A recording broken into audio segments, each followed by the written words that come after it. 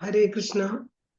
മോഗാശ മോഗ കർമാണോ മോഗ ജ്ഞാന വിജേതസഹ രാക്ഷസീമാസുരീം ചൈവ പ്രകൃതി മോഹിനീം ശ്രിതാഹ.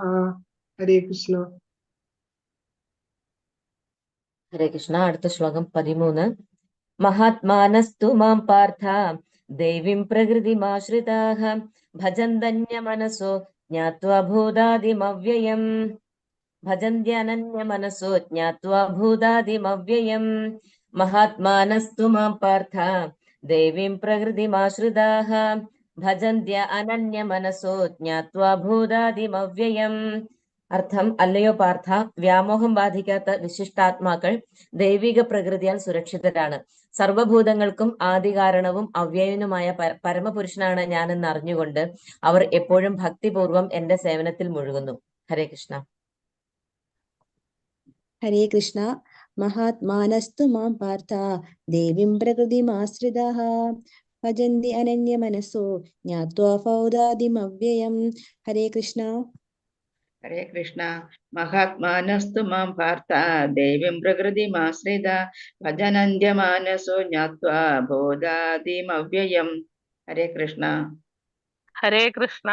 മഹാത്മാനസ്തു മാം പാർത്ഥ ദൈവീം പ്രകൃതിമാശ്രിതഃ ഭജന്ത്യാനന്യമനസോ ജ്ഞാതാ ഭൂതാദിമവ്യയം. ഹരേ കൃഷ്ണ.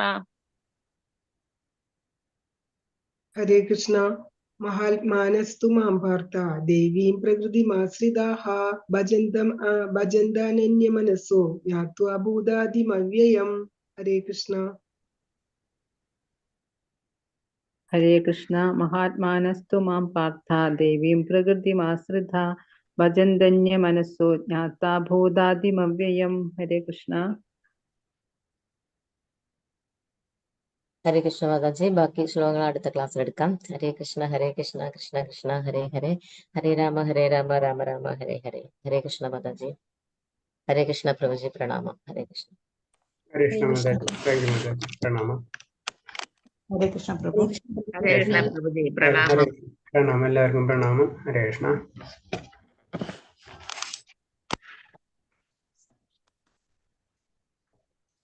അപ്പൊ നമുക്ക് പ്രാർത്ഥനയിലേക്ക് കടക്കാം. അത് കഴിഞ്ഞിട്ട് ക്ലാസ്സിലേക്ക് നോക്കാം. ഓക്കെ. ഹരേ കൃഷ്ണ.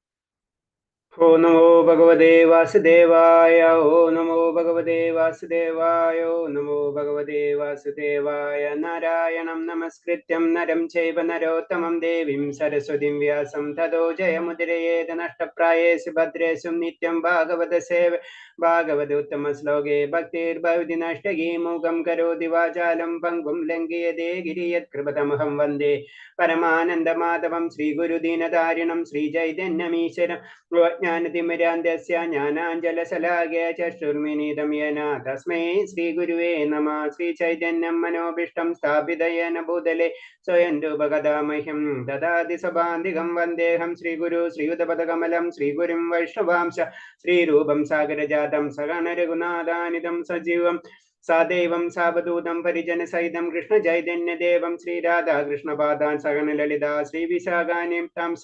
ഹേ കൃഷ്ണ കരുണാ സിന്ധോ ദീനബന്ധോ ജഗത്പദേ ഗോപേശ ഗോപികാ കാന്ത രാധാകാന്ത നമസ്തുതേ തപ്തകാഞ്ചന ഗൗരാംഗേ രാധേ വൃന്ദാവനേ ശ്രീവിഷ്ണുഭാനുസുതേ ദേവി പ്രണമാമി ഹരിപ്രിയേ. വാഞ്ച കൽപതരൂപേ ച കൃപാ സിന്ധ്യേവ ച പതിനാം പാവനേഭ്യോ വൈഷ്ണവേഭ്യോ നമോ നമഃ.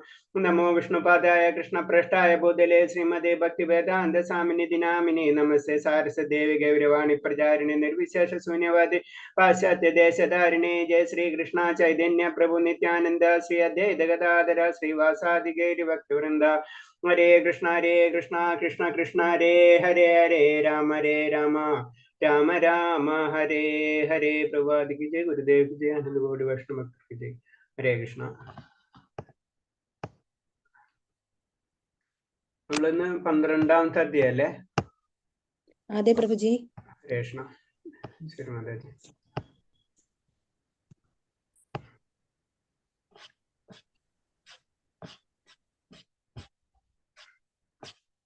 നമ്മള് 12ാമത്തെ അധ്യായം ഭക്തിയോഗം. ഇപ്പൊ ഭക്തിയോഗം നമുക്കറിയാം, ഇതൊക്കെ ഭക്തിയോഗത്തിൽ വരുന്നതാണ്. നമുക്കറിയാം 7 തൊട്ട് 12ാമത്തെ അധ്യായം വരെ ഭക്തിയോഗത്തിന്റെ പാർട്സുകളാണ് അല്ലെ. അപ്പൊ ആദ്യം തന്നെ 12ാമത്തെ അധ്യായത്തിലാണ് ഭക്തിയോഗം. നമ്മളിപ്പോ സമ്മറി എന്ന് പറയുന്ന പോലെ തന്നെ, കാരണം എല്ലാതും പറഞ്ഞു കഴിഞ്ഞിട്ട് അതിന്റെ ഒന്നും കൂടെ ഒരു സമ്മറി പറയണം. അതാണ് ശരി സംഗ്രഹം എന്ന് പറയാം നമുക്ക് ഭക്തിയോഗത്തിന്റെ.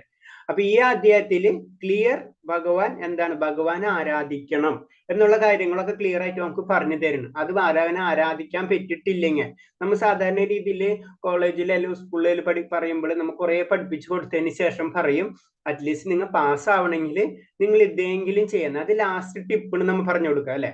അതായത് എല്ലാവരും കുറെ പഠിക്കുക. അപ്പൊ പഠിക്കാത്ത എല്ലാ കുട്ടികളും ഒരേപോലെ ആയിരിക്കില്ല. ഇത് അവർക്കറിയാം ഇത് പഠിച്ചാലേ പരീക്ഷ പാസ്സാവുള്ളൂ എന്നൊക്കെ അറിയാം. എന്നിരുന്നാലും നമ്മൾ ലാസ്റ്റ് അവരോട് അത് ലാസ്റ്റ് നമ്മൾ പറഞ്ഞു കൊടുക്കും, നിങ്ങൾ ഇത്രയും ചോദ്യത്തിൽ ഇത്രയെങ്കിലും നിങ്ങൾ എഴുതുക, അപ്പൊ ഇത്രയെങ്കിലും നിങ്ങൾ പഠിക്കുക, അപ്പൊ നിങ്ങൾ പരീക്ഷ പാസ്സാവും എന്ന് പോലെ തന്നെ ഇതിലായ ഇത്രയും ഭഗവാൻ വിശ്വരൂപം കാണിക്കുന്നുണ്ട്, അതുപോലെ തന്നെ വിഭൂതി യോഗം കാണിക്കുന്നുണ്ട്. ഇതെല്ലാതും കഴിഞ്ഞിട്ട് അപ്പൊ ശരിക്കും ഒരു ഭക്തനെ സംബന്ധിച്ച് മനസ്സിലായി ഭഗവാനെ അൾട്ടിമേറ്റ് ഭഗവാനെ പ്രാർത്ഥിക്കേണ്ടതാണെന്നൊക്കെ ശരിക്കും മനസ്സിലാവുന്നുണ്ട്. പക്ഷെ എന്നിരുന്നാലും ലാസ്റ്റ് അത് 12ാമത്തെ അധ്യായത്തിൽ ഒന്നും കൂടെ ഭഗവാൻ പറയുന്നത് നിങ്ങൾക്ക് ഇത് ചെയ്യാൻ പറ്റിയിട്ടില്ലെങ്കിൽ ഇന്നത് ചെയ്യാം, ഇന്നത് ചെയ്യാൻ പറ്റിയിട്ടില്ലെങ്കിൽ ഇന്നത് ചെയ്യാം.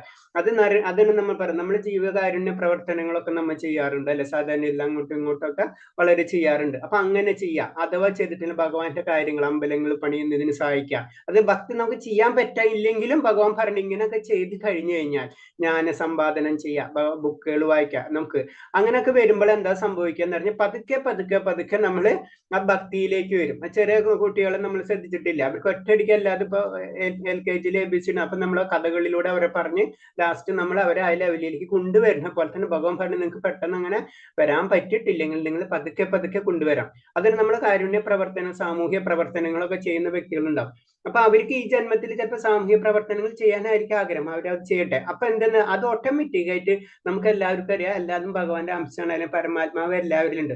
അപ്പൊ ആ കാരുണ്യം നമ്മളിൽ നിന്ന് പതുക്കെ വരണം. അപ്പൊ അത് അടുത്ത ലെവലിലേക്ക് നമ്മൾ ഉയരണം. അതായത് നമ്മൾ ആ സത്വഗുണത്തിലേക്ക് ഇൻഡയറക്റ്റ് ആയിട്ട് നമ്മൾ യോജിക്കണം. പിന്നീട് ഭഗവാന്റെ ഭക്തന്മാരെ നമ്മൾ സഹായിക്കണം. അപ്പൊ ഒന്നും കൂടെ നമ്മൾ ഉയരണം. പിന്നെ അമ്പലങ്ങള് അങ്ങനത്തെ കാര്യങ്ങളിൽ നമ്മൾ സഹായിക്കണം.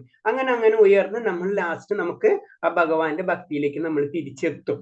അതാണ് ഇതിൽ പറഞ്ഞത്. അപ്പൊ ഇങ്ങനത്തെ ചെയ്തിട്ട് ഇത് ചെയ്യാൻ കഴിയുന്നില്ല എന്നവർക്ക് ഇങ്ങനെയെങ്കിലും ചെയ്ത് നിങ്ങൾ ഉയരണം. നിങ്ങൾ ഒരിക്കലും ഒന്നും ചെയ്യാതിരിക്കരുത്. ശരിക്കും സാത്വികമായിട്ടുള്ള, അതായത് പറയില്ലേ ഭഗവാന് വിശ്വാസമില്ലാതെ അങ്ങനെ നിൽക്കരുത്. അറ്റ്ലീസ്റ്റ് നിങ്ങൾ അത് കാരണം എന്താണ്, നമുക്ക് മറ്റുള്ളവരെ സഹായിക്കാനുള്ള ഒരു ആഗ്രഹം വരുന്ന എന്താണ്, അവരും നമ്മൾ ഒന്ന് തന്നെയാണ്, പരമാത്മാവിന്റെ അല്ല നമ്മളൊരു അംശം തന്നെയാണ് എന്നുള്ളൊരു ബോധം നമ്മളിലേക്ക് വരുമ്പോഴാണ്. അപ്പൊ അതിന്റെ അർത്ഥം എന്താണ്, നമുക്കുള്ളിൽ ഒരു കരുണയുണ്ട് അല്ലെ. അപ്പൊ നമ്മൾ ആ മാലിന്യം പതുക്കെ മാറിയിട്ടുണ്ട്, അതാണ് അതിന്റെ അർത്ഥം. അപ്പൊ അതിനെ നമ്മൾ ഒരിക്കലും തെറ്റെന്ന് പറയാൻ പറ്റില്ല. അവര് പെട്ടെന്ന് അവര് ഓട്ടോമാറ്റിക് ആയിട്ട് വളരെ സ്പീഡിലായിരിക്കും അവര് ആത്മീയതയിലേക്ക് കടക്കുന്നത്. അപ്പൊ അങ്ങനത്തെ കാര്യങ്ങളാണ് ഈ ശ്ലോകത്തിൽ. പക്ഷെ ഇതിൽ കറക്റ്റായിട്ട് പറയുന്നുണ്ട് ഏറ്റവും ഇമ്പോർട്ടൻസ് എന്താണ് ഭഗവാനെ തന്നെ പ്രാർത്ഥിക്കണം, അത് നമ്മൾ ചെയ്യണം. അതൊക്കെ നമുക്കിപ്പോ പറഞ്ഞില്ലേ, ഇതൊക്കെ നമ്മൾ കഴിഞ്ഞ ക്ലാസ്സുകളിലൊക്കെ നമ്മൾ പറഞ്ഞിട്ടുള്ളതാണ്. ഭഗവാൻ എന്താണെന്നൊക്കെ മനസ്സിലായി. ഇനി നമുക്ക് പതുക്കെ അധ്യായത്തിലേക്ക് കടക്കാം. അത് ആദ്യത്തെ അർജുനൻ പറയുന്നതാണ്. അർജുന ഉവാച ഏവം സതതയുക്തേഃ ഭക്താ സ്വക്തം പരിപാസതേ യേ ചാഭ്യക്ഷരമവ്യക്തം തേഷാം ക യോഗവിത്തമഃ. അർജുനൻ ചോദിച്ചു, എല്ലാ സമയം അങ്ങയുടെ ഭക്തിയുത സേവനത്തിൽ ഉചിതമായി ഏർപ്പെട്ടു പോരുന്നവരോ അതോ പ്രത്യക്ഷമല്ലാത്ത അവ്യക്ത ബ്രഹ്മത്തെ ഉപാസിക്കുന്നവരാണ് ആരാണ് കൂടുതൽ പരിപൂർണത ഉള്ളവർ? അപ്പൊ അർജുനൻ ഒന്നും കൂടെ സംശയങ്ങൾ. ഇപ്പൊ ഇതിൽ വിശ്വരൂപമൊക്കെ കാണിച്ചില്ല, അങ്ങനെ ഭഗവാന്റെ പലതരം രൂപങ്ങളൊക്കെ പറയുന്നുണ്ട്. അപ്പൊ ആതീന്ദ്രിയമായിട്ടുള്ള രൂപമുണ്ട്, ബ്രഹ്മുണ്ട്, പരമാത്മാവുണ്ട് എന്നൊക്കെ പറയുന്നുണ്ട്. അപ്പൊ അർജുനൻ ഒന്നും കൂടെ ക്ലാരിഫിക്കേഷൻ ചോദിക്കുകയാണ്, ഭഗവാനെ ആരെയാണ് ഞാൻ പ്രാർത്ഥിക്കേണ്ടത്, ഏതാണ് ഏറ്റവും ബെറ്റർ? അതായത് ഒന്നില്ലെങ്കിൽ നമ്മൾ എല്ലാ സമയവും ഭഗവാനെ അങ്ങയുടെ ഭക്തി സേവനത്തിൽ ഉചിതമായി ഏർപ്പെട്ടെന്ന് പോരുന്നു, ഭക്തിയുത സേവനത്തിൽ ഏർപ്പെട്ടു പോരുന്നവരെയാണോ, അതായത് ഭഗവാന്റെ വ്യക്തിത്വത്തെ ആരാധിക്കുന്നവരെയാണോ? നമ്മൾ ഭക്തിയുത സേവനം എന്ന് പറഞ്ഞ ഒരു വ്യക്തി വേണമല്ലോ നമ്മൾക്ക്. അപ്പൊ ആ വ്യക്തി ആ ഭഗവാന് എന്നുള്ള രീതിയിൽ ഭഗവാനെ പ്രാർത്ഥിക്കുന്നവരാണോ നല്ലത്? അല്ല അവ്യക്തഗത ബ്രഹ്മം, അതായത് നമുക്കറിയാം ഭഗവാന്റെ ഒരു രൂപമില്ല. ഇപ്പൊ വിശ്വരൂപം എന്ന് പറഞ്ഞ് ഇൻഡയറക്റ്റ് ആയിട്ട് നമുക്ക് അങ്ങനെ സങ്കല്പിക്കാം, മുഴുവനായില്ലെങ്കിലും നമുക്കത് രൂപം മനസ്സിലാവാത്ത രൂപമാണ്. അപ്പൊ അല്ലെങ്കിൽ ഭഗവാന് രൂപമില്ല, എല്ലാതും ഒരു ബ്രഹ്മത്തിൽ നിന്ന്, ഇപ്പൊ ഒരു ജ്യോതിയിൽ നിന്നാണ്. അപ്പൊ അങ്ങനെ ഉപാസിക്കുന്നവരാണോ ആരാണ് കൂടുതൽ പരിപൂർണതയുള്ളവർ എന്നാണ് അർജുനൻ ചോദിക്കുന്ന ചോദ്യം. അപ്പൊ ശരിക്കും നമുക്ക് ഇപ്പം മനസ്സിലായിട്ടുണ്ട്, അത് ഓട്ടോമാറ്റിക് ആയിട്ട് ഭഗവാനെ തന്നെ ഉപാസിക്കുന്നവരാണെന്ന് ഭഗവാൻ ഇപ്പൊ അടുത്ത ശ്ലോകത്തിലാണെന്ന് തോന്നുന്നു പറയുന്നത്. ശരി, അടുത്ത ശ്ലോകത്തിൽ തന്നെ അത് ഭഗവാൻ പറഞ്ഞു കൊടുക്കുന്നുണ്ട്. അതാണ് പരമ സത്യത്തെ സാക്ഷാത്കരിക്കാൻ ഉതകുന്ന വിവിധ പ്രക്രിയയിൽ ഏറ്റവും ഉത്തമം ഭക്തിയോഗമാണ്. അപ്പൊ നമുക്കറിയാം പല മാർഗം, നമ്മൾ പല മാർഗങ്ങൾ ഇപ്പൊ പഠിച്ച്, കാരണം ധ്യാനയോഗം ഉണ്ട്, അഷ്ടാംഗ യോഗം ഉണ്ട്, ഹഠയോഗം ഉണ്ട്, അതുപോലെ തന്നെ കർമ്മയോഗം ഉണ്ട്, ജ്ഞാനയോഗം ഉണ്ട്, അങ്ങനെ വീണ്ടും സിദ്ധരുണ്ട്, അങ്ങനെ സിദ്ധലോകം, അങ്ങനെ പല യോഗങ്ങൾ, പല വഴികളിൽ കൂടി നമുക്ക് ഭഗവാനിലേക്ക് എത്താം. അപ്പൊ പക്ഷെ അതിലെ ഏറ്റവും എളുപ്പം അല്ലെങ്കിൽ ഏറ്റവും ഉത്തമം എന്ന് പറയുന്നത് ശരിക്കും ഭക്തിയോഗമാണ്. അതാണ് കാരണം നമ്മൾ പഠിക്കുന്ന അദ്ദേഹം ഭക്തിയോഗമാണ്. അപ്പൊ ഭക്തിയോഗമാണ് കാരണം നമ്മളൊരു വ്യക്തിനെ കേന്ദ്രീകരിച്ചിട്ടാണ് നമ്മള് ഭഗവത സേവനം ചെയ്യുന്നത്. നമ്മൾ ഇല്ലാത്തൊരു വസ്തുവിനെ നമ്മളോട് സ്നേഹിക്കാൻ പറഞ്ഞു കഴിഞ്ഞാൽ അത് അതൊക്കെ ചിന്തിക്കുന്നവരുണ്ട്, ഞാൻ അതല്ല പറയുന്നത്. പക്ഷെ നമ്മളെ കലിയുഗത്തിൽ നമുക്ക് ഏറ്റവും എളുപ്പം അതാണ്. കാരണം ഒരു വ്യക്തിനെ കേന്ദ്രീകരിച്ച്, ആ കേന്ദ്രീകരിച്ച് നമ്മൾ പറയാം, നമുക്ക് ഒരാളുണ്ടെങ്കിൽ അയാളെ സ്നേഹിക്കാനും അയാളെ പരിചരിക്കാനുള്ളൊക്കെ നമുക്ക് ഇതുള്ളൂ. കാരണം നമ്മൾ മനുഷ്യരാണല്ലേ, നമുക്ക് അതിനനുസരിച്ചുള്ള പവർ ഇല്ല. അപ്പൊ ഇതെല്ലാവർക്കും, അതാണ് പറഞ്ഞത് ഭക്തിയോഗം വളരെ സരളാണെന്നും വളരെ സിമ്പിൾ ആണെന്നും എല്ലാവർക്കും ചെയ്യാൻ പറ്റും എന്ന് പറയുന്നത്. അപ്പൊ അതിന്റെ അർത്ഥം മറ്റൊരു തെറ്റൊന്നല്ല, അത് അതിനോട് കഴിവുള്ളവരുണ്ട്, അവരത് ചെയ്തോട്ടെ. പക്ഷെ ഇതിലേക്ക് നമുക്ക് എളുപ്പം, അതാണ് പറഞ്ഞത് കലിയുഗത്തിൽ ഏതൊരു വ്യക്തിക്കും വളരെ സാധാരണ രീതിയിൽ ചെയ്യാവുന്ന ഒരു കാര്യമാണ് ഭക്തിയോഗം. അതിന് ചില നിബന്ധനകളുണ്ട്. ആ നിബന്ധനകൾ അനുസരിച്ച് ഭഗവാന്റെ കാര്യങ്ങൾ നമ്മൾ ചെയ്ത് ഭഗവാനിൽ നമ്മൾ ആകർഷണം ഉണ്ടാക്കിയെടുക്കുകയാണ് ചെയ്യുന്നത്. അങ്ങനെ ആകർഷണം ഉണ്ടാക്കി വരുമ്പോൾ ഓട്ടോമാറ്റിക് ആയിട്ട് നമ്മൾ ഭഗവത് സേവനം ചെയ്യാൻ അത് വരും. അതാണ് നമ്മളെ ജപം, ശ്രവണ, ഞാൻ എപ്പോഴും പറയുന്നത് അതിന് ശ്രവണ, സ്മരണ, കീർത്തന, ഈ 3 കാര്യങ്ങളാണ് ഏറ്റവും ഇമ്പോർട്ടൻറ്റ്. നമുക്കറിയാം നവവിധ ഭക്തി ഉണ്ട്. കാരണം ഭഗവാനെ പുത്രനെ പോലെ കാണാൻ കഴിയുന്ന ലെവലിലുള്ള ഭക്തന്മാരൊക്കെ ഉണ്ട്. അങ്ങനെ നമുക്കൊക്കെ ചെയ്യാം. പക്ഷെ അതൊക്കെ അതിന് നമ്മൾ സാന്തരസാണ്, ഭഗവാൻ ആദരവോടുകൂടിയാണ് നമ്മൾ ആദ്യം, അതിന് ഫസ്റ്റ് തന്നെ പറയുമ്പോൾ ആദരവ്, സാന്തരസാണ് ആദ്യം പറയുന്നത്. ഭഗവാൻ ഒരു ആദരവോടുകൂടി നമ്മൾ അത്രയും അഖിലാണ്ട കോടി ബ്രഹ്മാണ്ട നായകനാണ് അല്ലെ. അപ്പൊ ഈ ലോകത്തിൽ അത്രയും വിശിഷ്ടമായിട്ടുള്ള ഭഗവാനാണ് നമ്മളെ അടുത്ത് വന്ന് നിൽക്കുന്നത്, അല്ലെങ്കിൽ നമ്മളെ വീട്ടിൽ നമ്മൾ പ്രാർത്ഥിക്കുന്നത്. അപ്പൊ അതിനനുസരിച്ച് അപ്പൊ നമുക്കറിയാം അത്രയും വലിയൊരു വ്യക്തി നമ്മളെ വീട്ടിൽ വരുന്ന വെച്ച് കഴിഞ്ഞാൽ ആ വ്യക്തിനോട് നമ്മൾ അറിയാണ്ട് തന്നെ ഒരു ഭക്തി, ബഹുമാനം ഇതൊക്കെ നമുക്ക് ഉണ്ടാവും. എന്ന് പറഞ്ഞ പോലെ ഭഗവാനോട് നമ്മൾ അതേ രീതിയിൽ തന്നെ പെരുമാറണം. അങ്ങനെ ആയി വരുമ്പോഴാണ് നമ്മളെ ആ ഭക്തിയിലേക്ക് ഉയർന്ന് ഭഗവാനും നമ്മളുള്ള പിന്നീട് പല ഭാവങ്ങൾ നമ്മളിലേക്ക് വരാം. ചില പേർക്ക് അത് സുഹൃത്ത് ഭാവമായിരിക്കാം, ചില പേർക്ക് അത് അതുപോലെ തന്നെ ദാസ്യഭാവമായിരിക്കാം, അങ്ങനെ പല ഭാവങ്ങളിലേക്കും, പുത്രഭാവ, വാത്സല്യം, അങ്ങനെ പല രസങ്ങൾ അല്ലെങ്കിൽ ഭക്തി, നവവിധ ഭക്തികളിലേക്കൊക്കെ നമുക്ക് കടക്കാം. പക്ഷെ സാധാരണ രീതിയിൽ നമ്മൾ ഇതൊക്കെ അറിയാന്ന് വെച്ച് കഴിഞ്ഞാലും നമ്മൾ ചെയ്യേണ്ടത് ഭഗവാനെ ഭക്തി, അത് ആദരവോടുകൂടി നമ്മൾ ഭഗവാനെ പ്രാർത്ഥിക്കണം, കാര്യങ്ങൾ ചെയ്യണം. എല്ലാ കാര്യങ്ങളും വളരെ ശ്രദ്ധയോടുകൂടി തന്നെ നമ്മൾ ചെയ്യണം. അപ്പൊ അങ്ങനെ ചെയ്ത് പ്രാക്ടീസ് ചെയ്ത് കൊണ്ടുവരണം നമ്മൾ. അതാണ് പറഞ്ഞത് ഇതിൽ ഏറ്റവും ഉത്തമമാണ്, ഭഗവാനെ ഏറ്റവും ഇഷ്ടപ്പെട്ടതും അത് തന്നെയാണ്. കാരണം എല്ലാവരും ഭഗവാനെ പ്രകീർത്തിക്കുകയാണ് ചെയ്യുന്നത്. മറ്റേന്ന് വെച്ച് കഴിഞ്ഞാൽ അവരോരോ കണ്ടെത്തലുകളാണ് ചെയ്യുന്നത്. ആദ്യം നമുക്കറിയാം, ആദ്യം ഞാൻ എന്താണെന്ന് മനസ്സിലാക്കണം, പിന്നെ പരമാത്മാവ് എന്താ മനസ്സിലാവണം, പരമാത്മാവിനെന്ന് ഭഗവാൻ എന്താണെന്ന് മനസ്സിലാക്കണം. അങ്ങനെ അവർ യോഗാഭ്യാസങ്ങൾ ചെയ്യണം. അതിൽ നിന്ന് അവർക്ക് ആത്മാവിനെ മനസ്സിലാവും. അങ്ങനെ പല കാര്യങ്ങളും മുന്നിട്ട് ചെയ്തതിന് ശേഷമാണ് പിന്നെ അവർ ഭക്തി യോഗത്തിലേക്ക്, അത് അവര് അതല്ലേ നമ്മളോട് പറഞ്ഞത്. അതായത് എത്ര ജന്മങ്ങൾക്ക് ശേഷമാണ് ഒരു ജ്ഞാനമുള്ള വ്യക്തിക്ക്, അപ്പൊ ജ്ഞാനമുള്ള ഒരു വ്യക്തിനെ സംബന്ധിച്ച് അനേകം ജന്മങ്ങൾ എടുക്കേണ്ടി വരും ഭഗവാനെ കിട്ടാം. പക്ഷെ ഒരു ഭക്തനെ സംബന്ധിച്ച് ഈ ജന്മത്തിലാണെങ്കിലും കിട്ടും. ഭക്തനെ സംബന്ധിച്ച് ഭഗവാന്റെ കാര്യങ്ങൾ ചെയ്യാന്ന് മാത്രമേ ഉള്ളൂ. അവിടെ ജ്ഞാനത്തിന് ഇമ്പോർട്ടൻസ് ഇല്ല. പക്ഷെ അതിന്റെ അർത്ഥം ജ്ഞാനം തെറ്റാണെന്നോ ഇതൊന്നും തെറ്റാണെന്നോ ഒന്നും പറയണില്ല. ഇവൻ പറയുന്നത് അത് തന്നെ പറഞ്ഞു, അവ്യക്ത ബ്രഹ്മത്തെ ഉപാസിക്കുന്നവരും അതും ശരി തന്നെയാണ്, അതിന് തെറ്റൊന്നുമില്ല. ഭഗവാന്റെ ആയ രൂപം അവർക്ക് മനസ്സിലാവാത്ത കാരണം കൊണ്ട് അവരത് സ്റ്റഡി ചെയ്ത് അവരെ തന്നെ മനസ്സിലാക്കി വരുന്നു. അപ്പൊ ആയ രൂപത്തെ അവരെ ആരാധിക്കുന്നു, അതിന് കുഴപ്പമില്ല. പക്ഷെ ഏറ്റവും നല്ലത് ഭക്തിയോഗമാണ്. നമുക്ക് ചെയ്യാനും ഭഗവാനെ പെട്ടെന്ന് പ്രീതിപ്പെടുത്താനും ഏറ്റവും നല്ല മാർഗം ഭക്തിയോഗമാണ്. അതാണ് ഇതിൽ പറയുന്നത്. കൃഷ്ണന്റെ വ്യക്തി രൂപത്തിൽ ആസക്തനാവുകയാണ് ഏറ്റവും ഉത്തമം. അപ്പൊ അതാണ് ഇപ്പൊ പറഞ്ഞത് തന്നെ, നമ്മൾ ഭഗവാന്റെ ആയ രൂപം ഉണ്ടല്ലോ, ഇപ്പൊ നമ്മൾ ത്രിഭംഗം എന്നല്ല, 3 സാധാരണ എല്ലാവരും നേരെ നിൽക്കുക, ഭഗവാൻ മാത്രം ചെരിഞ്ഞാ നിൽക്കണം അല്ലെ. അപ്പൊ എല്ലാം നമ്മൾ ശ്രദ്ധിക്കുക, എല്ലാ ദേവന്മാരെങ്കിലും ആയുധങ്ങളുണ്ട്, ഭഗവാന്റെ കയ്യിൽ ആയുധില്ല.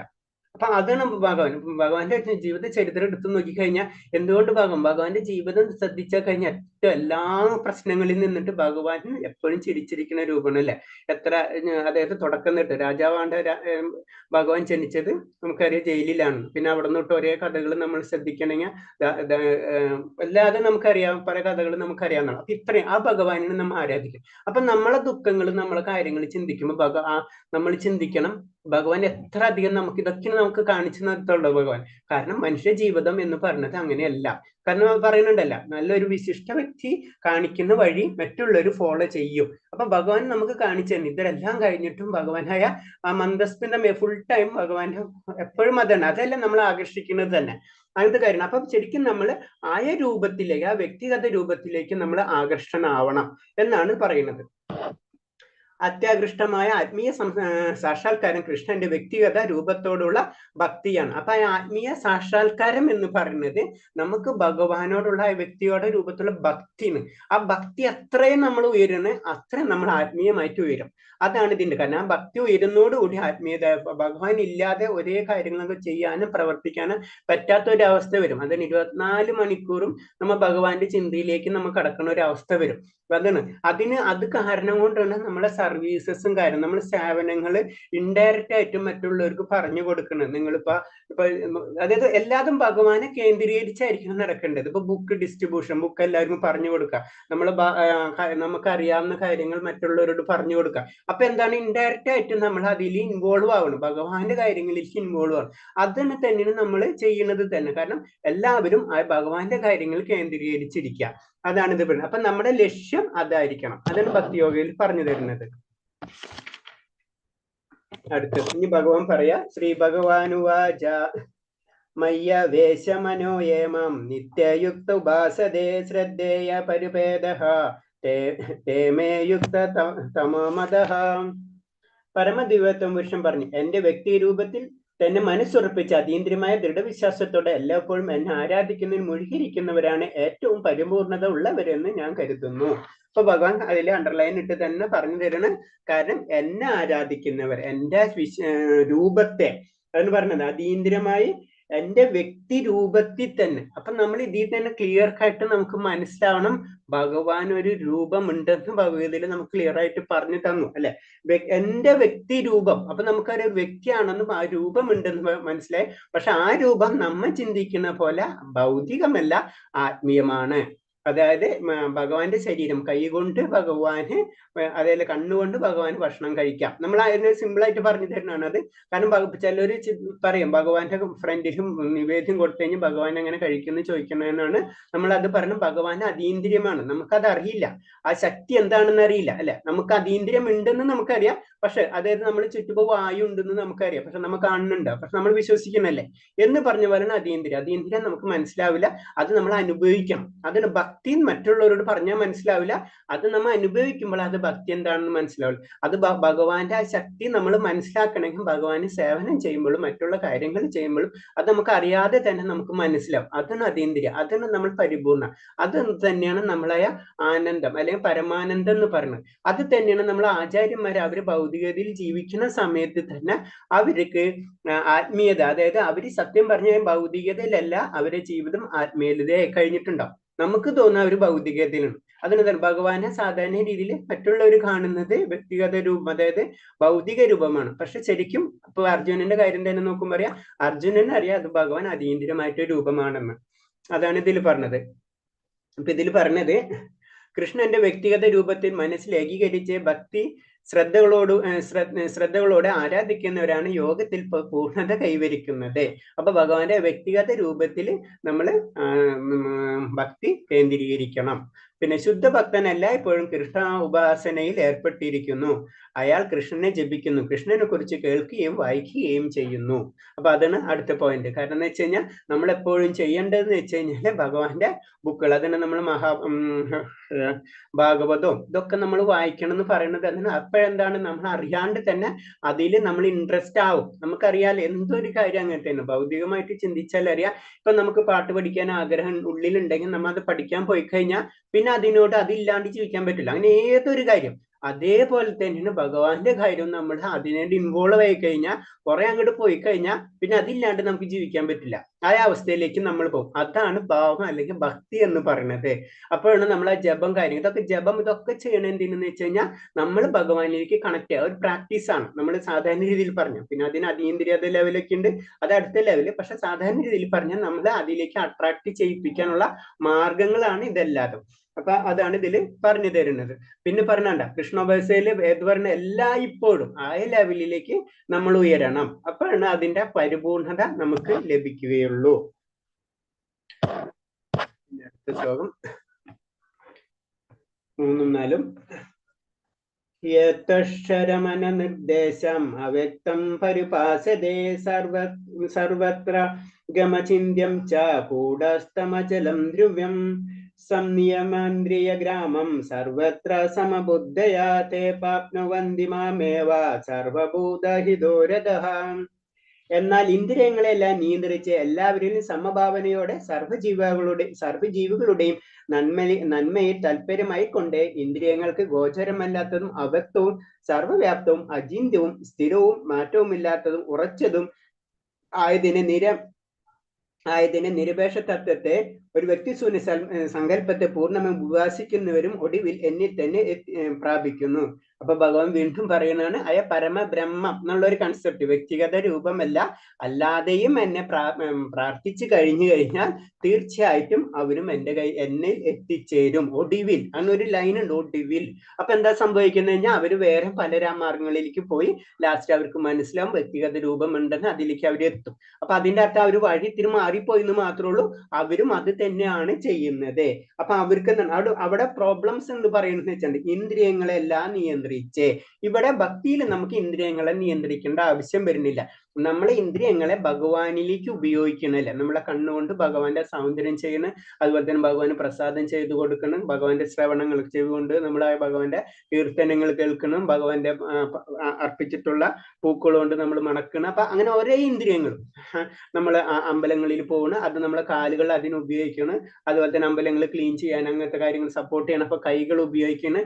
അങ്ങനെ എല്ലാ കാര്യങ്ങളും നമ്മൾ ഇന്ദ്രിയങ്ങളെ ഭഗവാന്റെ കാര്യങ്ങളിലേക്കായിട്ട് ഉപയോഗിക്കുമ്പോഴാണ് നമ്മൾ അതിനെ വ്യക്തിഗത രൂപത്തിൽ, അതാണ് ശരിക്കും ഭക്തി എന്ന് പറയുന്നത്. എല്ലാം പക്ഷെ ഇത് തന്നെ നമുക്ക് തിരിച്ചു ചെയ്യാം. അതാണ് ശരിക്കും പരിത്യാഗം അല്ലെങ്കിൽ സന്യാസി എന്നൊക്കെ പറയുന്നത്. ആ ലെവലാണ്.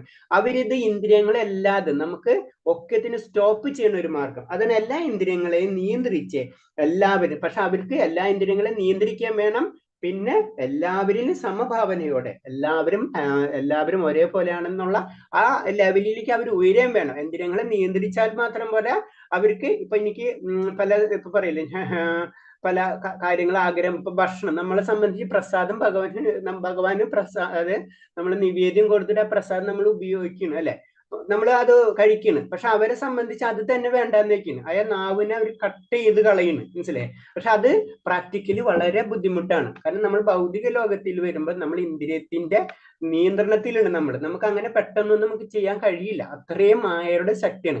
അപ്പൊ നമ്മൾ ആ ഇന്ദ്രിയത്തിന്റെ വഴി മാറ്റി കൊടുക്കുന്നത് മാത്രമാണ് നമ്മൾ ചെയ്യുന്നത്. നമ്മൾ ഇന്ദ്രിയത്തിന് വെറുതെ ഇരിക്കാൻ പറ്റില്ല, അതിനെ കൺട്രോൾ ചെയ്യാൻ അത്രയും ബുദ്ധിമുട്ട്. അപ്പൊ ഇന്ദ്രിയത്തിന് വഴി മാറ്റി കൊടുക്കുകയാണ് ഭക്തിയോഗത്തിൽ ചെയ്യുന്നത്.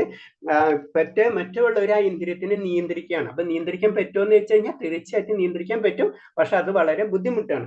അങ്ങനെ നിയന്ത്രിച്ച് എല്ലാവരും സമഭാവനയോടെ സർവ്വജീവാലങ്ങളുടെ നന്മയിൽ താല്പര്യമായി കൊണ്ട് അങ്ങനെ കാര്യങ്ങൾ ചെയ്ത് അവരും ഭഗവാനിലെ ലാസ്റ്റ് ഒടുവിൽ എത്തിച്ചേരും. അങ്ങനെ ഒടുവിൽ എന്നുള്ളൊരു വേർഡ് അതിൽ ചേർത്തിട്ടുണ്ട്. അതാണ് ഇതിൽ പറയുന്നത്. പരമദിവ്യോത്തമ പുരുഷനായ കൃഷ്ണനെ നേരിട്ട് ആരാധിക്കാതെ പരോക്ഷമായി പ്രക്രിയ ചെയ്യുന്നവരും ഒടുവിൽ ശ്രീകൃഷ്ണനെ എത്തിച്ചേരുന്നു. അപ്പൊ അതായത് ഇൻഡയറക്റ്റ് ആയിട്ട് ഭഗവാനെ ആരാധിക്കുന്നവരും ഭഗവാനിൽ എത്തിച്ചേരുമെന്ന് പറഞ്ഞു. അതാണ് പറഞ്ഞത്. നമ്മൾ ദേവന്മാരെ ആരാധിച്ച് പെട്ടെന്ന് ദേവന്മാർ സ്റ്റോപ്പ് ഒന്നല്ല. കാരണം അവർ അതിലേക്കുള്ള വഴിയായിരിക്കും ചിലപ്പോൾ അത്. കാരണം ചിലപ്പോൾ നമ്മൾ അത് കാരണം കൊണ്ട് അത് തെറ്റെന്ന് നമ്മൾ ഒരിക്കലും പറയുന്നില്ല. അവരെ ദേവനെ ആരാധിക്കുമ്പോൾ കാരണം നമ്മളെ ലക്ഷ്യം ഭഗവാനിലേക്ക് എത്താന്നുള്ള മൈൻഡ് ഉണ്ടെന്ന് വെച്ച് കഴിഞ്ഞാൽ ആരാധിച്ചാലും എങ്ങനെ ചെയ്താലും നമ്മൾ അവിടെ എത്തിച്ചേരും. അതാണ്. പക്ഷെ അത് മനസ്സിലാക്കി കഴിഞ്ഞാൽ നമ്മളത് മാറ്റണം. അതാണ് അതിന്റെ കാര്യം. പൂർണ്ണമായ സാക്ഷാത്കാരം കൃഷ്ണനെ സമീപിക്കുന്നത് കൊണ്ടേ നേടാൻ കഴിയുള്ളൂ. അപ്പൊ ഭഗവാൻ, കാരണം നമുക്കറിയാം ഭഗവാനാണ് മുകുന്ദൻ. അതെപ്പോഴും ബാക്കിയൊരു ദേവന്മാർക്ക് മുക്തി തരാനുള്ള കഴിവില്ല. അവർക്ക് എപ്പോഴും എന്താ ചെയ്യാൻ പറ്റുക, ഇപ്പോഴത്തെ ഭൗതികമായിട്ടുള്ള സുഖ സൗകര്യങ്ങൾ കുറയ്ക്കാനും കൂട്ടാനുള്ള കഴിവ് അവർക്കുണ്ട്. കാരണം അതിന്റെ മുഴുവൻ ഭൗതികമായിട്ടുള്ള എല്ലാ നിയമങ്ങളുടെയും കൺട്രോളർ ശരിക്കും ഭഗവാൻ ഈ ദേവന്മാരെയാണ് ഏൽപ്പിച്ചിട്ടുള്ളത്. അതാണ് ഭഗവാൻ പറയുന്നത്, അതൊന്നും അവിടെ ഉണ്ടാവുന്ന കാര്യങ്ങളോ പ്രശ്നങ്ങളോ എന്നെ ബാധിക്കുന്ന കാര്യമല്ല. ഞാൻ അവിടെ നിസ്സംഗതനായിട്ടിരിക്കുന്നു. ഒരു ജഡ്ജിയുടെ ഡ്യൂട്ടി മാത്രമാണ് അവിടെ ചെയ്യുന്നത്. ജഡ്ജി എന്ന് പറയുമ്പോ എന്താ ചെയ്യുന്നത്, ഇവിടുത്തെ നിയമ വ്യവസ്ഥ അനുസരിച്ച് ഇന്ന ഒരാൾ ഇന്ന തെറ്റ് ചെയ്തിട്ടുണ്ടെങ്കിൽ ജഡ്ജിക്ക് അയാളെ രക്ഷിക്കാൻ ഒരു വകുപ്പില്ല. ഓട്ടോമാറ്റിക്കായിട്ട് ആ നിയമം അവിടെ പാസ്സാക്കുക മാത്രമാണ് ചെയ്യുന്നത്. അതാണ് എപ്പോഴും പറയുന്നത്. അപ്പൊ അവിടെ റൂൾസും കാര്യങ്ങളും എല്ലാതും നോക്കുന്നത് ഈ ദേവന്മാരാണ്. അതാണ് ഇതില് പറഞ്ഞു തരുന്നത്. പിന്നെ പക്ഷെ നമുക്ക് ആ മുകുന്ദൻ ആ ലെവലിലേക്ക് എത്തണമെങ്കിൽ ഭഗവാനിലേക്ക് മാത്രമേ, ഭഗവാനിലെ വിശ്വാസം വെച്ച് ഭഗവാനെ തന്നെ പ്രാർത്ഥിച്ചു കഴിഞ്ഞാൽ മാത്രമേ ഭൗതികയിൽ നിന്ന് രക്ഷപ്പെട്ട് നമ്മൾ ആത്മീയ ലോകത്തിലേക്ക് കടക്കുകയുള്ളൂ. ഭൗതിക ലോകം തന്നെ പറയണമെന്ന് വെച്ച് ഞാൻ പറഞ്ഞിട്ടുണ്ട്, ഏകദേശം ഒരു ടോട്ടൽ സൃഷ്ടിയുടെ 25% മാത്രമേ ഉള്ളൂ ഭൗതിക സൃഷ്ടി. അതിൽ തന്നെ പറഞ്ഞാൽ അതിൽ, കാരണം നമ്മളിവിടെ ഭൗതിക ലോകത്തിൽ സൂര്യനും ചന്ദ്രനും മറ്റുള്ള ഗ്രഹങ്ങളും ഇതൊക്കെ ഉണ്ട്. അതൊക്കെ പ്രകാശം തരുന്നതെന്നല്ല. ആ പ്രകാശം തരാനുള്ള കാരണം എന്ന് വെച്ച് കഴിഞ്ഞാൽ ഈ ലോകം അന്ധകാരമാണ്. അപ്പൊ അന്ധകാരത്തിനെ ജ്വലിപ്പിക്കാൻ വേണ്ടി, അന്ധകാരത്തിനെ മാറ്റുന്ന വേണ്ടിയാണ്. പക്ഷെ ഭഗവാന്റെ ലോകത്തിലേക്ക് പോയി കഴിഞ്ഞാൽ അവിടെ ഭഗവാന്റെ ആ തേജസ് ഉള്ളത് കാരണം കൊണ്ട് അവിടെ ഒരിക്കലും ആ ഒരു പ്രശ്നം വരുന്നില്ല. അവിടെ പ്രകാശത്തിന്റെ ഒരു കുറവുമില്ല. പക്ഷെ ഈ അന്ധകാരത്തിൽ നിന്ന് നമുക്ക് രക്ഷപ്പെടാം. അതും പറയണെന്ന് വെച്ചാൽ ഈ അന്ധകാരത്തിന്റെ ഇത്രയും 7 ലെയർ ഉണ്ടെന്നാ പറയുന്നത് ഭൗതിക ലോകത്തിന്. ഭൗതിക 7 ലെയർ കഴിഞ്ഞിട്ടാണ് ശരിക്കും ആത്മീയ ലോകത്തിലേക്ക് പോണത്. അങ്ങനെയാണ് അതിന്റെ ഒരു ഇത് പറഞ്ഞത്. അതിന്റെ ഒരു വാമന മഹാമൂർത്തി വരുമ്പോൾ അതിന്റെ ഒരു ഇത് പറയുന്നത് വെച്ച് കഴിഞ്ഞാല് ആ അളക്കണ സമയത്ത് ഇത് പൊട്ടിയിട്ട് ആ വെള്ളം, കാരണം ജലം ഇതിലേക്ക് വരുന്നത് ഭൗതിക ലോകത്തിൽ വരും. അതാണ് ഗംഗ എന്നാ പറയുന്നത്. അത് കാരണജലമാണ് ശരിക്കും ഗംഗ ആയിട്ട് ഭൗതിക ലോകത്തിലേക്ക് വരുന്നത്. അത് വാമനമൂർത്തിയുടെ സമയത്താണ്. അപ്പൊ അതിന്റെ ഭാഗവതത്തിലൊക്കെ ചില റെഫറൻസുകൾ നമുക്ക് കാണാൻ പറ്റും അതിനെ പറ്റി. പിന്നെ അടുത്ത് ജ്ഞാനി അനേകം ജന്മങ്ങൾക്ക് ശേഷം സർവവും വാസുദേവൻ തന്നെ എന്നറിഞ്ഞ് ഭഗവാനെ ആശ്രയിക്കുന്നു. അപ്പൊ നമുക്കറിയാം എത്ര ജ്ഞാനികളെ സംബന്ധിച്ച് അവര് അത്രയും ജന്മങ്ങൾക്ക് ശേഷമാണ് അവർക്ക് ലാസ്റ്റ് എല്ലാത്തിന്റെ കാരണങ്ങൾക്ക് കാരണം വാസുദേവൻ എന്ന് മനസ്സിലാക്കി ഭഗവാനെ ആശ്രയിക്കുന്നത്. പിന്നെ ജീവാത്മാവിൽ പരമാത്മാവിനെ ദർശിക്കുന്നവൻ പരമാത്മാവിന്റെ സാന്നിധ്യം എല്ലാവിടെയും ഉണ്ടെന്ന് മനസ്സിലാക്കുന്നു. അപ്പൊ നമുക്കറിയാം, അത് നമുക്കറിയാവുന്ന കാര്യമാണ്. ജീവാത്മാവ് ഉണ്ടാകുമ്പോ അതിൽ കൂടിയാണ് പരമാത്മാവുള്ളൂ. അപ്പൊ പരമാത്മാവ് എല്ലാ ജീവജാലങ്ങളിലും ഉണ്ടാവും. പക്ഷെ എന്റെ ജീവാത്മാവ് എനിക്ക് മാത്രമേ ഉള്ളൂ. പക്ഷെ പരമാത്മാവ് എന്ന് പറയുമ്പോൾ എന്റെ ഉള്ളിലും മറ്റുള്ളവരുടെ ഉള്ളിലും ആ പരമാത്മാവ് ഉണ്ടാവും. അതുണ്ടെന്ന് മനസ്സിലാക്കി കഴിഞ്ഞാൽ തീർച്ചയായിട്ടും ആ വ്യക്തി ഭഗവാനെ ആശ്രയിച്ചിരിക്കും. അതാണ് ഇതിൽ പറഞ്ഞു തരുന്നത്. അടുത്തത് 5ാമത്തെ ശ്ലോകം. ക്ലേശോ അധികതരസ്തേഷം അവക്തസക്തചേതസാം അവക്താഹീഗതിർദുഃഖം ദേഹീം വദ്ഭിരവ്യാപ്യതേ. പരംപുരുഷന്റെ അവ്യക്തവും വ്യക്തിശൂന്യമായ ഭാവത്തിൽ ആസക്ത ചിത്തരായർക്ക് പുരോഗമനത്തിന് പ്രയാസമേറും. ശരീരികൾക്ക് ഈ വഴിക്കുള്ള മുന്നേറ്റം സദാ ദുഷ്കരമാണ്. അപ്പൊ ഇതിന്റെ പ്രോബ്ലം കാരണം എന്ന് വെച്ച് കഴിഞ്ഞാല് ഭക്തിയുത സേവനം അല്ലെങ്കിൽ ഭക്തിയോഗത്തിൽ വളരെ ഈസിയാണ് മറ്റുള്ളവർക്ക്, അതായത് ഭഗവാന്റെ വ്യക്തിശൂന്യം, ഒരു ശൂന്യത അതിലേക്ക് അങ്ങനെ ആഗ്രഹിക്കുന്നവർ, അതിൽ ആസക്തിയുള്ളവർക്ക്. കാരണം നമുക്കറിയാം നമ്മുടെ ജീവാത്മാവിന്റെ സ്വഭാവം അനുസരിച്ചും പലവർക്കും, ഇപ്പൊ ചിലവർക്ക് നമുക്കറിയാം ചില വീട്ടിൽ തന്നെ ചിലർക്ക് ചില ഭക്ഷണമായിരിക്കും ഇഷ്ടപ്പെടാം, ചിലർക്ക് ചില ഭക്ഷണങ്ങളായിരിക്കും ഇഷ്ടപ്പെടാം. അങ്ങനെ പല കാരണങ്ങളുണ്ടാവും. ചിലർക്ക് പാട്ട് കേൾക്കാൻ ഇഷ്ടപ്പെടും, ചിലർ പാട്ട് കേൾക്കണത് തന്നെ അലർജി ആയിരിക്കും. അങ്ങനെ പല കാര്യം, ചിലർക്ക് സിനിമ, അങ്ങനെ പല ക്യാരക്ടർ ഉണ്ട്. അതേപോലെ തന്നെ ആത്മീയത്തിലും അവരെ ചോയ്സ് പലതും പലതായിരിക്കും. അപ്പൊ അവരെ തെറ്റുന്നല്ല പറഞ്ഞത്. പക്ഷെ അവർക്ക് ഭഗവാനിലേക്ക് എത്താനുള്ള വഴി വളരെ ബുദ്ധിമുട്ടായിരിക്കും. അതിന് ശരീരികൾക്ക്, കാരണം അല്ല ശരീരികൾ എന്ന് പറയുമ്പോൾ നമുക്കറിയാം നമ്മൾ ഭൗതിക ലോകത്തിൽ വരുമ്പോൾ നമുക്ക് ശരീരം ലഭിക്കണം. അതിന് ശരീരികൾക്ക് ഈ വഴിക്കുള്ള മുന്നേറ്റം സദാ ദുഷ്കരമാണെന്ന് പറയുന്നത്. അതാണ് ഭക്തിയോഗത്തിലാണ് ഇതിൽ പറയുന്നത്. അപ്പൊ ഭക്തിയോഗത്തിൽ പറയുമ്പോൾ മറ്റുള്ളതിനൊക്കെ കമ്പയർ ചെയ്തിട്ടാണ് പറഞ്ഞു തരുന്നത്. അപ്പൊ അത് വളരെയധികം ബുദ്ധിമുട്ടായിരിക്കും എന്നാണ് ഇതിൽ പറഞ്ഞു തരുന്നത്. ഭക്തിയോഗം നേരിട്ട ഭഗവത് സേവനമാകിയാൽ നിഷ്പ്രയാസവും ശരീരധാരിയായ ജീവാത്മാവിന് തികച്ചും സ്വാഭാവികവുമാണ്. അപ്പൊ അതെന്താ പറയുന്നത് വെച്ച് കഴിഞ്ഞാല് ജീവാത്മാവിന്റെ ഒരു മൂലസ്വരൂപം തന്നെ ഭഗവാനെ സേവിക്കുക എന്നുള്ള ഒരു സേവന മനോഭാവം നമുക്കുണ്ട് അല്ലെ. നമ്മളല്ലാതെ തന്നെ ഭൗതിക ലോകത്തിൽ തന്നെ ചിന്തിച്ചാൽ അറിയാം, നമ്മൾ ഒരാളെ സേവിച്ചുകൊണ്ടിരിക്കും. അമ്മനെ അല്ലെങ്കിൽ രാഷ്ട്രത്തെ, ഇപ്പൊ ഒരു ജോലിക്കാരനുണ്ടെങ്കിൽ ആളെ ബോസ്, പിന്നെ പ്രധാനമന്ത്രി വീണ്ടും അഗൈൻ ജനങ്ങളെ, ഇങ്ങനെ ഒരു സേവന മനോഭാവം, സേവനം ഇങ്ങനെ കറങ്ങിക്കൊണ്ടിരിക്കുന്ന ഒരു സർക്കിളാണ് നമ്മളെ. അതെന്ന് പറഞ്ഞത് ജീവാത്മാവിന് എപ്പോഴും ഒരു സേവക മനോഭാവമായിരിക്കും. അത് ഭഗവാനിലേക്ക് നമ്മൾ കണക്ട് ചെയ്യണം. നമ്മളെ സേവനം മറ്റുള്ളവർക്കല്ലാതെ ഭഗവാനിലേക്ക് കണക്ട് ചെയ്യണം. നമ്മളെ ഒരു കുടുംബനാഥൻ ഉണ്ടെങ്കിൽ കുടുംബത്തിന്റെ കാര്യങ്ങൾ, അമ്മ ഉണ്ടാവും, അല്ലെങ്കിൽ ഭാര്യ ഉണ്ടാവും, മക്കളുണ്ടാവും, അവരുണ്ടായിട്ട് നമ്മൾ അവരെ സേവിക്കണല്ലേ. നമ്മള് കുടുംബനാഥനെ ജോലി ചെയ്ത് പൈസ ഉണ്ടാക്കി കൊണ്ടുവന്ന് അവർക്ക് കൊടുക്കണം. അപ്പൊ അവരുണ്ടായിട്ട് അതുപോലെ തന്നെ അമ്മയുണ്ടെങ്കിൽ ഒക്കെ ഇന്റർലിങ്ക് ആണ് ഒക്കെ അല്ലെ, സേവനം എന്ന് പറഞ്ഞു. അപ്പൊ എല്ലാവരും സേവിക്കണം നമ്മള്. അതന്നെ നമ്മളെ മൂല്യസ്വരൂപം എന്ന് പറഞ്ഞാൽ തന്നെ നമ്മൾ മറ്റുള്ളവരെ സേവിക്കണം. അപ്പൊ അത് വരാൻ കാരണം എന്ന് വെച്ചാൽ തന്നെ ഭഗവാന്റെ നിത്യ സേവകരാണ് നമ്മള്. തന്നെ നമ്മള് ഭൗതിക ലോകത്തേക്ക് പോരുമ്പോഴും ആ ജീവ ചൈതന്യം അല്ലെങ്കിൽ നമ്മളെ ആത്മാവിന് അത് കളയാൻ പറ്റില്ല. അത് കാരണം കൊണ്ട് നമ്മളെ ആരെങ്കിലും ഒക്കെ നമ്മളിങ്ങനെ സേവിച്ചുകൊണ്ടിരിക്കുന്നത്. അത് കാരണം കൊണ്ടാണ് ഇത് വളരെ എളുപ്പമാണെന്ന് പറയുന്നത്. നമുക്ക് ഭക്തിയോഗത്തിൽ ആ ശരീരത്തിന്റെ സ്വഭാവം അത് തന്നെ കാരണം കൊണ്ട് നമുക്ക് ഭക്തിയോഗം ചെയ്യാൻ വളരെ എളുപ്പമാണ്. അംഗീകൃതമായ പ്രാതിനിധ്യമുള്ള ഒരു വിഗ്രഹ രൂപം ഈശ്വരനുണ്ട്. അതിനെ ആർച്ച വിഗ്രഹം എന്ന് പറയുന്നു. ഈ ആർച്ച വിഗ്രഹം പരമപുരുഷന്റെ അവതാരമാണ്. അപ്പൊ നമ്മളെ അമ്പലങ്ങളിൽ നമുക്ക് പൂജാ വിഗ്രഹങ്ങൾ നമ്മൾ ചെയ്യാറുണ്ട്. അതെന്ന് പറയണെന്ന് വെച്ച് കഴിഞ്ഞാല് ശരിക്കും പറഞ്ഞു കഴിഞ്ഞാൽ ഭഗവാന്റെ തന്നെ അതിന് ഭഗവാൻ ഒരു വിഗ്രഹ രൂപമുണ്ട്. അപ്പൊ ആ രൂപത്തിനെ നമ്മൾ ആരാധിക്കുന്നുണ്ട്. അതിനൊരു ഉദാഹരണം പറയണമെന്ന് വെച്ച് കഴിഞ്ഞാൽ നമ്മള് അമ്പലത്തിൽ പോണ അല്ലെങ്കിൽ ആർച്ച വിഗ്രഹങ്ങളിൽ പൂജ ചെയ്യണമെന്ന് പറയുന്നത് വെച്ച് കഴിഞ്ഞാൽ അത് ഭഗവാന്റെ തന്നെ ഇൻഡയറക്റ്റ് ഒരു പ്രതിനിധി ആയിട്ടാണ്. കാരണം എന്ന് വെച്ച് കഴിഞ്ഞാൽ നമ്മൾ അതിനൊരു ഉദാഹരണം വേറെ രീതി പറയണമെന്ന് വെച്ച് കഴിഞ്ഞാൽ നമ്മുടെ നാട്ടിലെ തപാൽ പെട്ടികളോടാണ് ഉപമിക്കുന്നത് അല്ലെ. കുറെ പെട്ടികളുണ്ട്, അതിലെവിടെയും കൊണ്ട് നമ്മൾ ബോക്സിൽ സാധനം കൊണ്ടിട്ട് കഴിഞ്ഞാൽ ലെറ്റർ കൊണ്ടിട്ട് കഴിഞ്ഞാൽ അത് എത്തൂല. പക്ഷെ ഒരു അംഗീകൃതമായിട്ടുള്ളതാണ് ഈ തപാൽ പെട്ടികൾ അല്ലെ. ഈ തപാൽ പെട്ടിയിലാണ് നമ്മൾ കറക്റ്റായിട്ട് നമ്മൾ ലെറ്റർ പോസ്റ്റ് ചെയ്ത് കഴിഞ്ഞാൽ അത് കിട്ടുന്നതോടത്ത് കറക്റ്റായിട്ട് നമ്മൾ അഡ്രസ്സും കാര്യങ്ങളും കറക്റ്റായിട്ട് എഴുതിയിട്ടുണ്ടെങ്കിൽ അത് കിട്ടേണ്ട സ്ഥലത്ത് കിട്ടും. അതൊരു നിയമത്തിനനുസരിച്ച് ചലിക്കുന്നതാണ്. എന്ന് പറഞ്ഞ പോലെ തന്നെ ആർച്ച വിഗ്രഹവും ഭഗവാന്റെ ഒരു രൂപമാണ്. ആ രൂപം എന്ന് പറഞ്ഞ ഭഗവാനിലേക്ക് എത്തേണ്ട ഒരു വഴിയാണ്. അതാണ് നമ്മൾ ആർച്ച വിഗ്രഹങ്ങളിൽ പൂജ ചെയ്യുന്നത്. അത് ഭഗവാന്റെ ഒരു രൂപം, അത് ആചാര്യന്മാര് അത് ചെയ്ത് ഇതാണ് രൂപം, ഇതിൽ കൂടെ ചെയ്യണം. അവർ പൂജാവിധികളും കാര്യങ്ങളൊക്കെ സെറ്റ് ചെയ്തെന്ന് തന്നിട്ടുണ്ട്. നമ്മൾക്കറിയാം, നമ്മൾ പോസ്റ്റ് ഓഫീസിൽ പോകുമ്പോൾ പോസ്റ്റ് മാസ്റ്റർ ഉണ്ടാവും, ആളിങ്ങനെ പറയും. അങ്ങനെ പല റൂൾസും നമ്മുടെ ഭൗതികതയിലുണ്ട്. അതേപോലെ തന്നെയാണ് അതാണ് നമ്മൾ ആർച്ച വിഗ്രഹങ്ങളിൽ നമ്മൾ പൂജ കാര്യങ്ങളൊക്കെ ചെയ്യണം. ആർച്ച വിഗ്രഹം എന്ന് പറയുമ്പോൾ തന്നെ അതിൽ നിന്ന് തന്നെ മനസ്സിലാവും നമ്മൾ പൂജിക്കേണ്ട വിഗ്രഹമാണ്. ആർച്ച വിഗ്രഹം പരമപുരുഷന്റെ അവതാരമാണ്. അപ്പൊ അത് അവതാരം തന്നെയാണ്. അത് അവതാരം തന്നെ നമുക്കറിയാം, അത് വേറൊരു രൂപം. ഭഗവാന് പല രൂപങ്ങളിൽ വരുന്നുണ്ട് ഭഗവാൻ. അതിന്റെ ഒരു രൂപം തന്നെയാണ് ആർച്ച വിഗ്രഹം. നമ്മളിപ്പോ ഇതേപോലെ തന്നെ പറയുന്നത് നമ്മള് നാമജപം, നാമം എന്ന് പറയുന്നത് ഭഗവാന്റെ വേറൊരു രൂപം തന്നെയാണെന്നല്ല നമ്മൾ പറയുന്നത്. അത് നമുക്ക് മനസ്സിലാവുന്നില്ല എന്ന് ഓർത്തുള്ളൂ. നമുക്ക് കണ്ണുകൊണ്ട് രൂപം കണ്ടാൽ മാത്രമേ അത് ഭഗവാനെ നമുക്ക് വിശ്വസിക്കാൻ പറ്റുള്ളൂ അല്ലെ. അതാണ് അതിന്റെ പ്രശ്നം. അപ്പൊ അതിനു വേണ്ടിയിട്ട് ആർച്ച വിഗ്രഹം തന്നെ ഭഗവാൻ അവതരിക്കുന്നത് തന്നെ.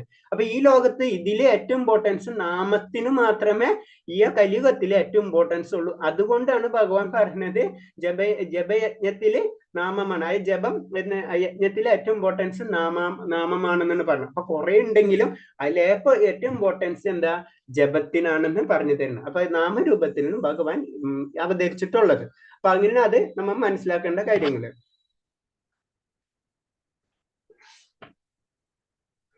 അടുത്തത് 6 മേള. ഏതു സർവാണി കർമാണി മയി സംന്യസ്യ മത്പര അനന്യൈവ യോഗേന മാം ത്വയന്തു ഭാസതേ തേഷമഹം സമുദ്ധത്ത മൃത്യു സംസാര സാഗരാത് ഭവാനിന ചിരാത് പാർത്ഥ മയ്യാവേശിത ചേതസം. ഹേ പാർത്ഥ, എന്നാൽ എന്നെ എല്ലായ്പ്പോഴും ധ്യാനിച്ചുകൊണ്ട് സർവകർമ്മങ്ങളെ എനിക്കായി അർപ്പിച്ച് എന്നിൽ മനസ്സായ അചഞ്ചലമായി ഊന്നിക്കൊണ്ട് ഭക്തിയുത സേവനത്തിൽ ഏർപ്പെട്ടുകൊണ്ടുവരുന്നവരെ ഞാൻ വേഗത്തിൽ ജനന മരണങ്ങളുടെ ഈ സമുദ്രത്തിൽ നിന്ന് കരകയറ്റും. അപ്പൊ ഭഗവാനെ തന്നെ ധ്യാനിക്കണം എന്ന് ഭഗവാൻ അടിവരയിട്ട് പറയുന്ന ഈ ഒരു ശ്ലോകമാണ്. കാരണം എന്നെ എപ്പോഴും അങ്ങനെ ധ്യാനിച്ചു കൊണ്ടിരുന്ന വ്യക്തികൾ എല്ലാതും എന്നിൽ അർപ്പിക്കണം. അതിൽ സുഖോ ദുഃഖോ അതൊന്നും ഉണ്ടാവരുത്. കാരണം എല്ലാതും ഭഗവാനിൽ നിന്നാണ് കിട്ടിയിട്ടുള്ളത്. അത് ഭഗവാനിലേക്ക് തന്നെ നമ്മൾ തിരിച്ചു കൊടുക്കണം. അങ്ങനത്തെ ഉള്ള സങ്കല്പത്തിലായിരിക്കണം ഭഗവാനെ നമ്മൾ പ്രാർത്ഥിക്കേണ്ടത്. അത് ഭഗവാന്റെ ജീവിതം നമ്മൾ ശ്രദ്ധിച്ചാൽ അറിയാലേ, എല്ലാതും കഴിഞ്ഞിട്ട് ഭഗവാൻ അത്ര എല്ലാവരെയും വളരെ സന്തോഷത്തോടാണ് ഭഗവാന്റെ ഓരോ രൂപങ്ങൾ നമുക്ക് കാണുന്നത്. മറ്റുള്ള ദേവദേവന്മാരെ പോലെ നമ്മളല്ല ഭഗവാനെ കാണുന്നത് അല്ലെ, എപ്പോഴും ചിരിച്ച് പക്ഷെ നമ്മൾ ഭഗവാന്റെ ആ ജീവിത രീതി നോക്കി കഴിഞ്ഞാലേ, അപ്പൊ അതിന് നമ്മൾക്ക് അങ്ങനത്തെ ഇഷ്യൂസ് വരുമ്പോൾ നമ്മൾ ആ ചിന്താഗതി നമ്മളിലേക്ക് മാറ്റണം.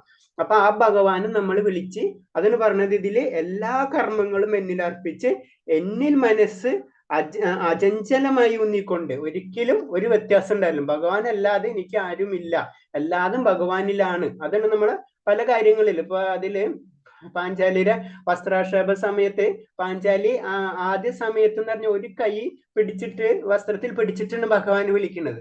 ലാസ്റ്റ് രണ്ട് കൈയും വിടേണ്ട ഒരു അവസ്ഥ വരുമ്പോൾ രണ്ട് കൈയും വിട്ട് വിളിക്കുമ്പോഴാണ് ഭഗവാൻ വരുന്നത്. അതായത് ആ ഒരു വിശ്വാസമാണ്. കാരണം ഭഗവാൻ എന്നെ രക്ഷിച്ചോളും എന്നുള്ള ആ ലെവലിൽ നമ്മൾ ചിന്തിച്ചാലോ അതാണ് പറഞ്ഞത് അചഞ്ചലമായ വിശ്വാസം അതിനാണ് പറയുന്നത്. അതിൽ പിന്നെ ഒരു ഇതില്ല, അത്രയും. അതായത് ആ രണ്ട് കൈയും വിടുക. അതിന് നമ്മളെല്ലാവരും പ്രാർത്ഥിക്കുമ്പോൾ ഭഗവാനെ രണ്ട് കൈ കൊണ്ട് നമ്മൾ പ്രാർത്ഥിക്കുന്നത്. കാരണം നമ്മൾക്ക് എല്ലാതും ഭഗവാനുള്ളൂ. ആ ലെവലിലേക്ക് നമ്മൾ ഉയർത്തുന്നതാണ് അതെല്ലാതും. ഭക്തിയുത സേവനം മാത്രമേ ഭഗവാന്റെ മൂല്യം അറിയാൻ സാധിക്കുള്ളൂ. കൃഷ്ണനെ പ്രാപിക്കേണ്ടവൻ കൃഷ്ണനെ തന്നെ മനസ്സുറപ്പിക്കുകയും കൃഷ്ണന് വേണ്ടി മാത്രം പ്രവർത്തിക്കുകയും വേണം. ഹരേ കൃഷ്ണ മന്ത്രജപം ഭക്തനെ ഭഗവാനിലേക്ക് ആകർഷിക്കുന്നു. അപ്പൊ നമ്മുടെ മന്ത്രജപം ഭഗവാനിലേക്ക് ഇങ്ങനെ ആകർഷിക്കാനുള്ള ഒരു മാർഗമാണ്. അതിന് തന്നെ പല കാരണങ്ങളുണ്ട്. ജസ്റ്റ് നമ്മൾ അത് പറയുമ്പോൾ അതിന് നമ്മളെ ജപത്തിന് വളരെയധികം ഇമ്പോർട്ടൻസ് നമ്മൾ കൊടുക്കണം എന്ന് പറയുന്നത്. കാരണം നമുക്കറിയാം അത് മാത്രം നമുക്ക് മാലിന്യരഹിതമായിട്ടുള്ള കാര്യം അത് മാത്രമേ ഉള്ളൂ അല്ലെ, ബാക്കി എല്ലാത്തിലും മാലിന്യമായിരിക്കും. അപ്പൊ ഞാനത് പല ക്ലാസ്സിലും പറഞ്ഞിട്ടുണ്ട്. കാരണം നമ്മള് പൂജ ദ്രവ്യങ്ങളായാലും പൂജ ചെയ്യണ മന്ത്രങ്ങളായാലും അതേപോലെ തന്നെ പൂജാരിയാണെങ്കിലും ഒരിക്കലും ഭൗതിക ലോകത്തിൽ പ്യൂറായിട്ട് കിട്ടില്ല. ഉണ്ടാവുന്നവരില്ല എന്നല്ല, പൂജദ്രവ്യങ്ങളൊക്കെ ഉണ്ടാവും, മന്ത്രങ്ങൾ ഉച്ചരിക്കണം, പക്ഷെ വളരെ റയർ ടു റയർ എന്ന് പറയാം. അപ്പൊ അതിലെ ഏറ്റവും പ്യുവർ ഫോം എന്ന് പറഞ്ഞാൽ നമ്മളെ ജപമാണ്. അപ്പൊ ജപം എന്ന് വെച്ച് ഉപയോഗിക്കുമ്പോൾ നാവാണ് ഈ ലോകത്തിലെ ഏറ്റവും വലിയ പ്രശ്നം, നമുക്ക് തന്നെ അറിയാലേ. അപ്പൊ നാവ് കൊണ്ട് രണ്ട് കാര്യങ്ങൾ ചെയ്യാൻ പറ്റും, ബാക്കി എല്ലാത്തിനും ഒരു കാര്യം ചെയ്യാൻ പറ്റുള്ളൂ. ആ നാവിനാണ് നമ്മൾ ഭഗവാന്റെ കാര്യത്തിനായിട്ട് ഉപയോഗിക്കുന്നത്. ഭഗവാന്റെ പ്രസാദം സേവിക്കാനും ഭഗവാന്റെ നാമം ജപിക്കാനും വേണ്ടി ആ നാവിനെ നമ്മൾ ഉപയോഗിക്കുമ്പോൾ നമ്മൾ അറിയാണ്ട് തന്നെ നമ്മളെ ഇന്ദ്രിയത്തിന്റെ ഏറ്റവും ഡേഞ്ചറസ് ആയിട്ടുള്ള നാവിനാണ് നമ്മൾ നേരിട്ട് ഭഗവാന്റെ കാര്യത്തിന് ഉപയോഗിക്കുന്നത്. അതിന് നമ്മൾ പ്രസാദവും നാമവും ജപം ഓരോ പോയിന്റിലേക്ക് കൊണ്ടുവരുന്നത്. അതാണ് ഹരേ കൃഷ്ണ മഹാമന്ത്രം ജപം ഭക്തനെ ഭഗവാനിൽ ആകർഷിക്കുന്നു എന്ന് പറയുന്നത്. എട്ടാമത്തെ മയ്യേവ മനം ആത്മസ്വ മയ്യേ ബുദ്ധിം നിവേശയ നിവശസ്യ മയ്യേവ അതേ ഹുർത്തം ന സംശയം. പരമദിവ്യോത്തമ പുരുഷനായ എന്നിൽ മനസ്സുറപ്പിച്ച് ബുദ്ധിയിൽ വ്യാപരിക്കുക. അപ്രകാരം നീ എപ്പോഴും എന്നിൽ തന്നെ വാഴും എന്ന് സംശയമില്ല. അപ്പൊ എന്നിൽ തന്നെ നീ എപ്പോഴും നിന്റെ ബുദ്ധിയെ വ്യാപരിക്കുക. അപ്പൊ നമുക്ക് ഭഗവാൻ ബുദ്ധി തന്നിട്ടുള്ളത് നമുക്ക് പല കാര്യങ്ങൾ ചെയ്യാനാണല്ലേ. നമുക്ക് നമുക്കറിയാം ബുദ്ധിയുടെ സിമ്പിളായിട്ട് പെട്ടെന്ന് മനസ്സിലാക്കണം എന്ന് വെച്ച് കഴിഞ്ഞാല് പണ്ട് കാലത്ത് ചെറിയ കൈക്കോട്ട് നമ്മളെ നാട്ടിൽ അങ്ങനെയാണ് പറയാ. കാരണം കൃഷിപ്പണികളൊക്കെ ചെയ്യാൻ വേണ്ടി നമ്മൾ ആ ടെക്നോളജി ഉപയോഗിച്ചിരുന്നത്. പിന്നെ ഇപ്പൊ മോട്ടർ വന്നു. അതായത് അപ്പൊ ഒക്കെ നമ്മൾ ബുദ്ധിനാണ് നമ്മൾ അത് ഉപയോഗിച്ചിട്ടാണ് നമുക്ക് എളുപ്പമുള്ള കാര്യങ്ങൾ നമ്മൾ ചെയ്യുക. അതേപോലെ തന്നെ ആ ബുദ്ധിനെ നീ എന്തിനു വേണ്ടി ഉപയോഗിക്കണം, അത് എന്നിൽ മനസ്സുറപ്പിക്കേണ്ട രീതിയെ പറ്റി ആലോചിച്ച് എങ്ങനെയാണ് ഞാൻ ഭഗവാനിലേക്ക് എന്റെ മനസ്സ് ഉറപ്പിക്കാം, അതിനു വേണ്ടി എന്റെ ബുദ്ധി ഞാൻ ഉപയോഗിക്കാം. അതാണ് നമ്മൾക്ക് വേണ്ടത്. അങ്ങനെയാണെങ്കിൽ അപ്രകാരം നീ എപ്പോഴും എന്നിൽ തന്നെ വാഴും, സംശയമില്ല. അപ്പൊ നിന്റെ ബുദ്ധിയും നിന്റെ മനസ്സും ഇതെല്ലാം നിന്റെ ഇന്ദ്രിയങ്ങളും ഇതൊക്കെ എല്ലാതും ബുദ്ധിയും ഇന്ദ്രിയങ്ങൾ മാത്രമല്ല നമ്മുടെ മനസ്സും അതേപോലെ തന്നെ നമ്മുടെ ബുദ്ധിയും ഭഗവാനിലേക്ക് വേണ്ടി അർപ്പിച്ചു കഴിഞ്ഞാൽ നീ എന്നിൽ തന്നെ വാഴും, സംശയമില്ല എന്നാണ് ഭഗവാൻ പറഞ്ഞു തരുന്നത്.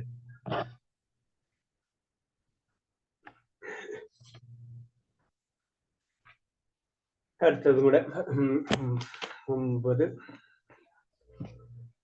അത ചിത്തം സമദ്ധാതും നാസക്നോഷി മയീം സ്ഥിരം അഭ്യസ യോഗേന തതോ മാം ചാപ്തും ധനം ചയ പ്രിയപ്പെട്ട അർജുന, ധനത്തെ ജയിച്ചവൻ, എന്നിൽ മനസ്സുറപ്പിച്ച് നിർത്താൻ നിനക്ക് കഴിയുന്നില്ലെങ്കിൽ ഭക്തിയോഗത്തിന്റെ നിബന്ധനകൾ അനുഷ്ഠിച്ചുകൊണ്ട് എന്നെ പ്രാപിക്കാനുള്ള ആഗ്രഹം വളർത്തുക. ഇതാണ് ഭഗവാൻ ലാസ്റ്റ് പറഞ്ഞു തുടങ്ങാണ്. ഞാൻ പറഞ്ഞ പോലെ തന്നെ ഇതെല്ലാം കാര്യങ്ങൾ പറഞ്ഞു, ഇതൊക്കെ എന്നെ തന്നെ നീ ചെയ്യണം, നിന്റെ ബുദ്ധി എന്നെ പ്രാർത്ഥിക്കണം, അങ്ങനൊക്കെ പറഞ്ഞു കഴിഞ്ഞതിന് ശേഷം ഇനി നമ്മൾ പഠിക്കാൻ പറയില്ല, നമ്മളെ ക്ലാസ്സിലെ എല്ലാ കാര്യങ്ങളും പറഞ്ഞു കൊടുത്ത് ഇനിയും പഠിക്കാൻ ഇത്തിരി ബുദ്ധിമുട്ടുള്ള കുട്ടികളെ പറ്റി അവർക്ക് ചെറിയ ടിപ്സുകൾ പറഞ്ഞു കൊടുക്കുന്ന പോലത്തെയാണ് ഭഗവാൻ പറഞ്ഞു കൊടുക്കുന്നത്.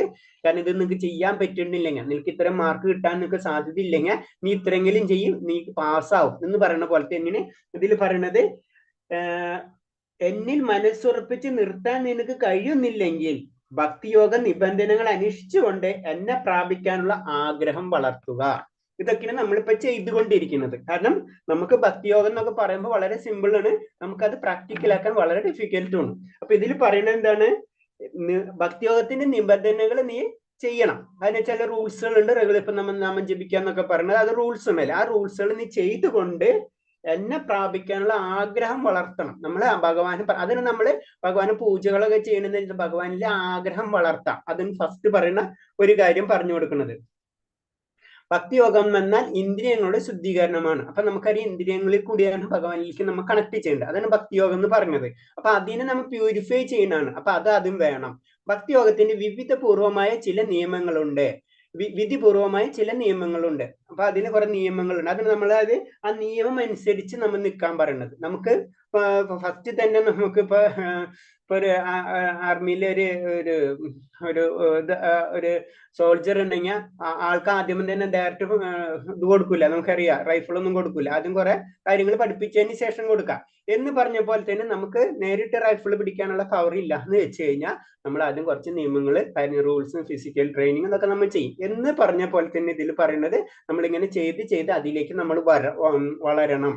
അപ്പൊ ഇതിൽ പറഞ്ഞാണ് എന്താണ് ചെയ്യേണ്ടത്, ചില നിയമങ്ങളുണ്ട്. ഒരു ഗുരുവിന്റെ ഉപദേശം അനുസരിച്ച് ദിനചര്യകൾ ചിട്ടപ്പെടുത്തണം. ഒരു ഗുരുവിന്റെ നിർദ്ദേശം അനുസരിച്ച് നമ്മളിപ്പോ പല രീതിയിൽ ആയിരിക്കും നമ്മളെ ടൈം ടേബിളും കാര്യങ്ങളൊക്കെ, അതൊക്കെ നമ്മളൊന്ന് സെറ്റ് ചെയ്യണം. നമ്മൾ ഇനീഷ്യൽ സ്റ്റേജിലേക്ക് നമ്മൾ കടക്കുന്ന കാരണം കൊണ്ട് പ്രഭാതത്തിൽ ഉണർന്ന് സ്നാനം, ക്ഷേത്ര ദർശനം, ഹരകൃഷ്ണ മന്ത്ര ജപം, പൂക്കൾ ശേഖരിക്കുക, നിവേദ്യം തയ്യാറിക്കുക, പ്രസാദം ഭക്ഷിക്കുക, ഇതൊക്കെ അതിന്റെ ഒരു ചെറിയ സ്റ്റെപ്പുകളാണ്. ആർമിയിലോ ഡിഫൻസിലോ ഒക്കെ എന്ന് വെച്ച് കഴിഞ്ഞാൽ ഫിസിക്കൽ ട്രെയിനിങ് എന്നൊക്കെ പറഞ്ഞ പോലെ ബേസിക് കാര്യങ്ങൾ നമ്മൾ ചെയ്യുക. അപ്പൊ അതിലേക്ക് നമ്മൾ ഉയരും. അതാണ് പറഞ്ഞു. ശുദ്ധ ഭക്തരിൽ നിന്ന് ഭാഗവതം ബഹുവിധ ശ്രവണം. അപ്പൊ ഇതൊക്കെ നമ്മൾ ശ്രവണം, ഭഗവാന്റെ കാര്യങ്ങൾ എപ്പോഴും കേട്ടുകൊണ്ടിരിക്കുക. അപ്പോഴാണ് നമുക്ക് ആഗ്രഹം വരുള്ളൂ അല്ലെ. അതായത് നമുക്ക് ഭഗവാന്റെ ബുക്കുകൾ കാര്യങ്ങളൊന്നും വായിച്ചിട്ടില്ലെങ്കിൽ നമുക്ക് ഭഗവാനെ അറിയാനുള്ള ആഗ്രഹം നമുക്ക് കുറയും. അപ്പൊ അതെപ്പോഴും നമ്മൾ ചെയ്തുകൊണ്ടിരിക്കണം. ശുദ്ധ ഭക്തരെന്ന് അത് പറഞ്ഞു. ഇപ്രകാരം ഭക്തിയോധ പരിശീലനം കൊണ്ട് ആരെയും ഭഗവത് പ്രേമത്തിൽ എത്താം.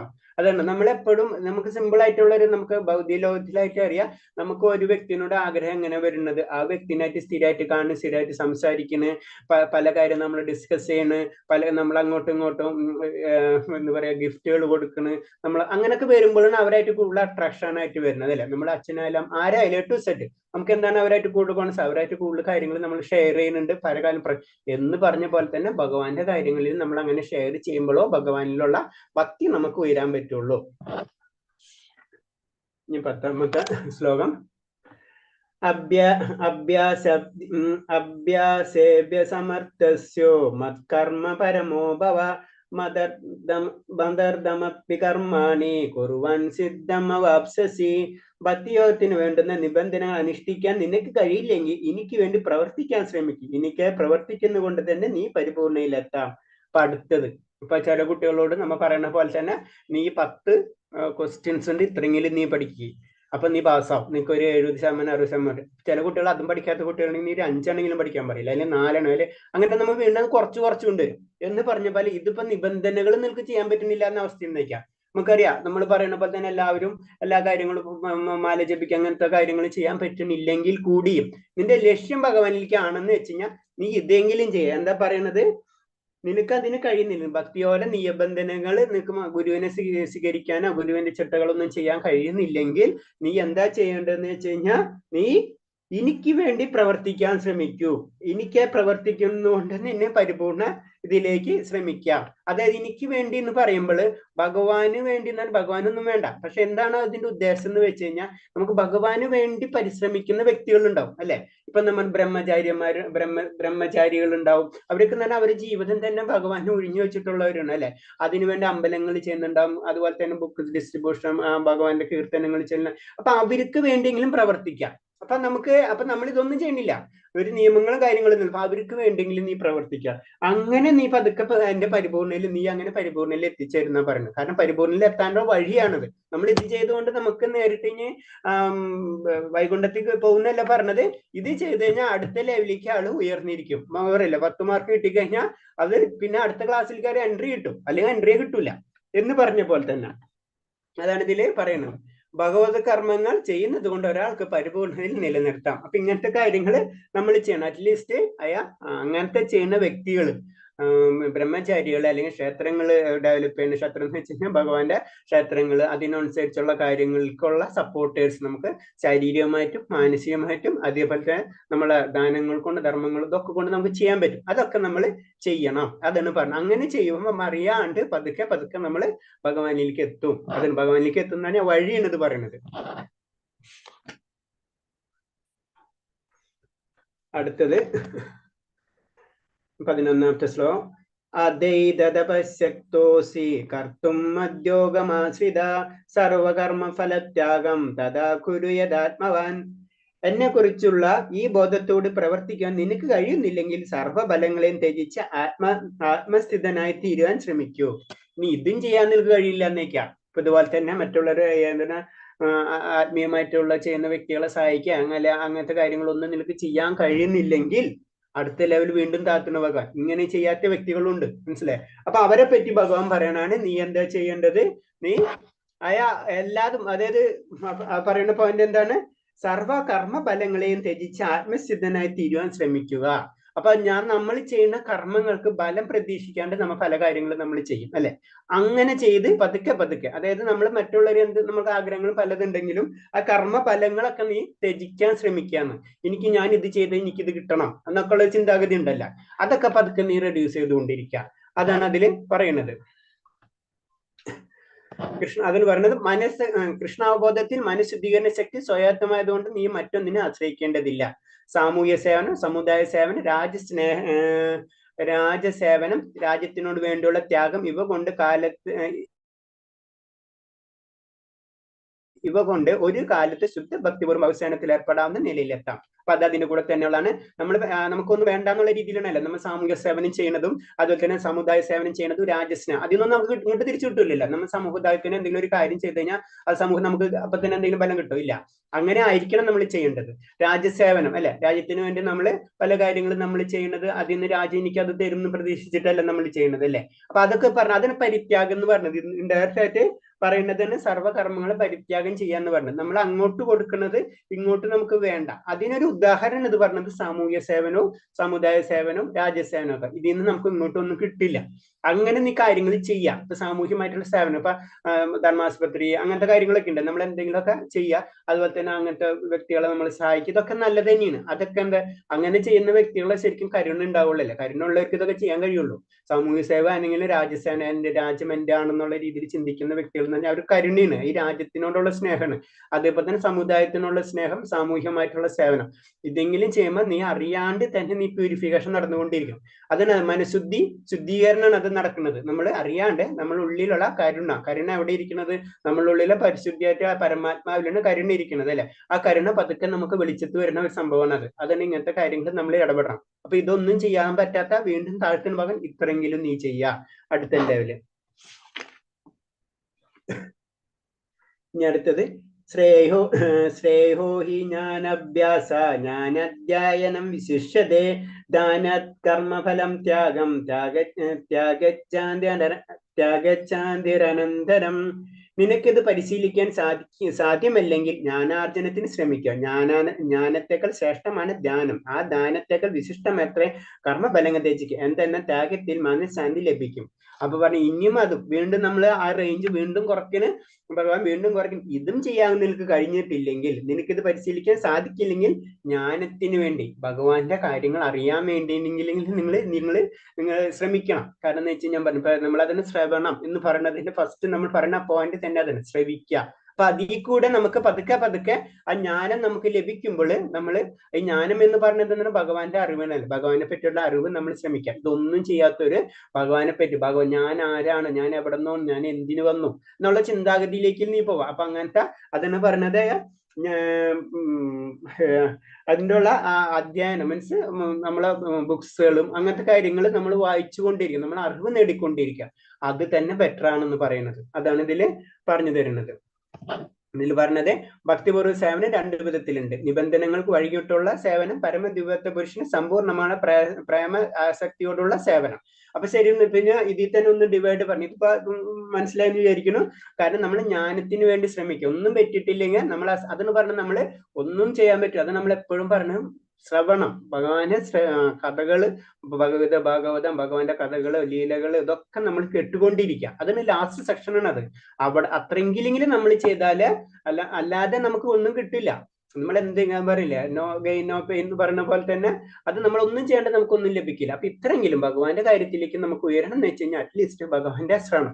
അതുകൊണ്ട് ചെയ്യുന്ന ഭാഗവത സപ്താഹമൊക്കെ നമ്മൾ നടത്തുന്നത്, പല അമ്പലങ്ങളിലൊക്കെ ചെയ്യണതിന് മറ്റുള്ളവർക്ക് ഭക്തന്മാർക്ക് അറ്റ്ലീസ്റ്റ് ഭഗവാന്റെ ശ്രവണം കേൾക്കുമ്പോൾ നമ്മൾ ഏറ്റവും താഴത്തെ ലെവലിലാണ് നമ്മളെപ്പോഴും.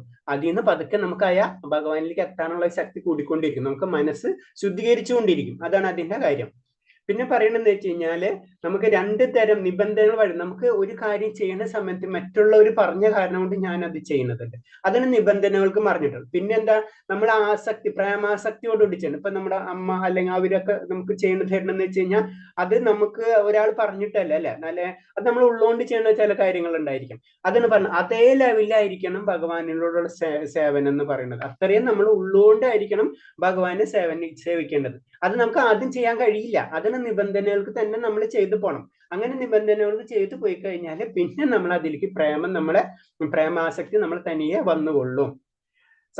സമുത്കൃഷ്ടമായ ലക്ഷ്യമായ പരമ ദിവ്യോത്തമ പുരുഷനെ പ്രാപിക്കാൻ 2 പ്രക്രിയകളുണ്ട്. ക്രമമായ വളർച്ച, പിന്നെ ഭഗവാന്റെ കരുണ. അങ്ങനെ 2 കാര്യങ്ങൾ ഇതിലുണ്ട്.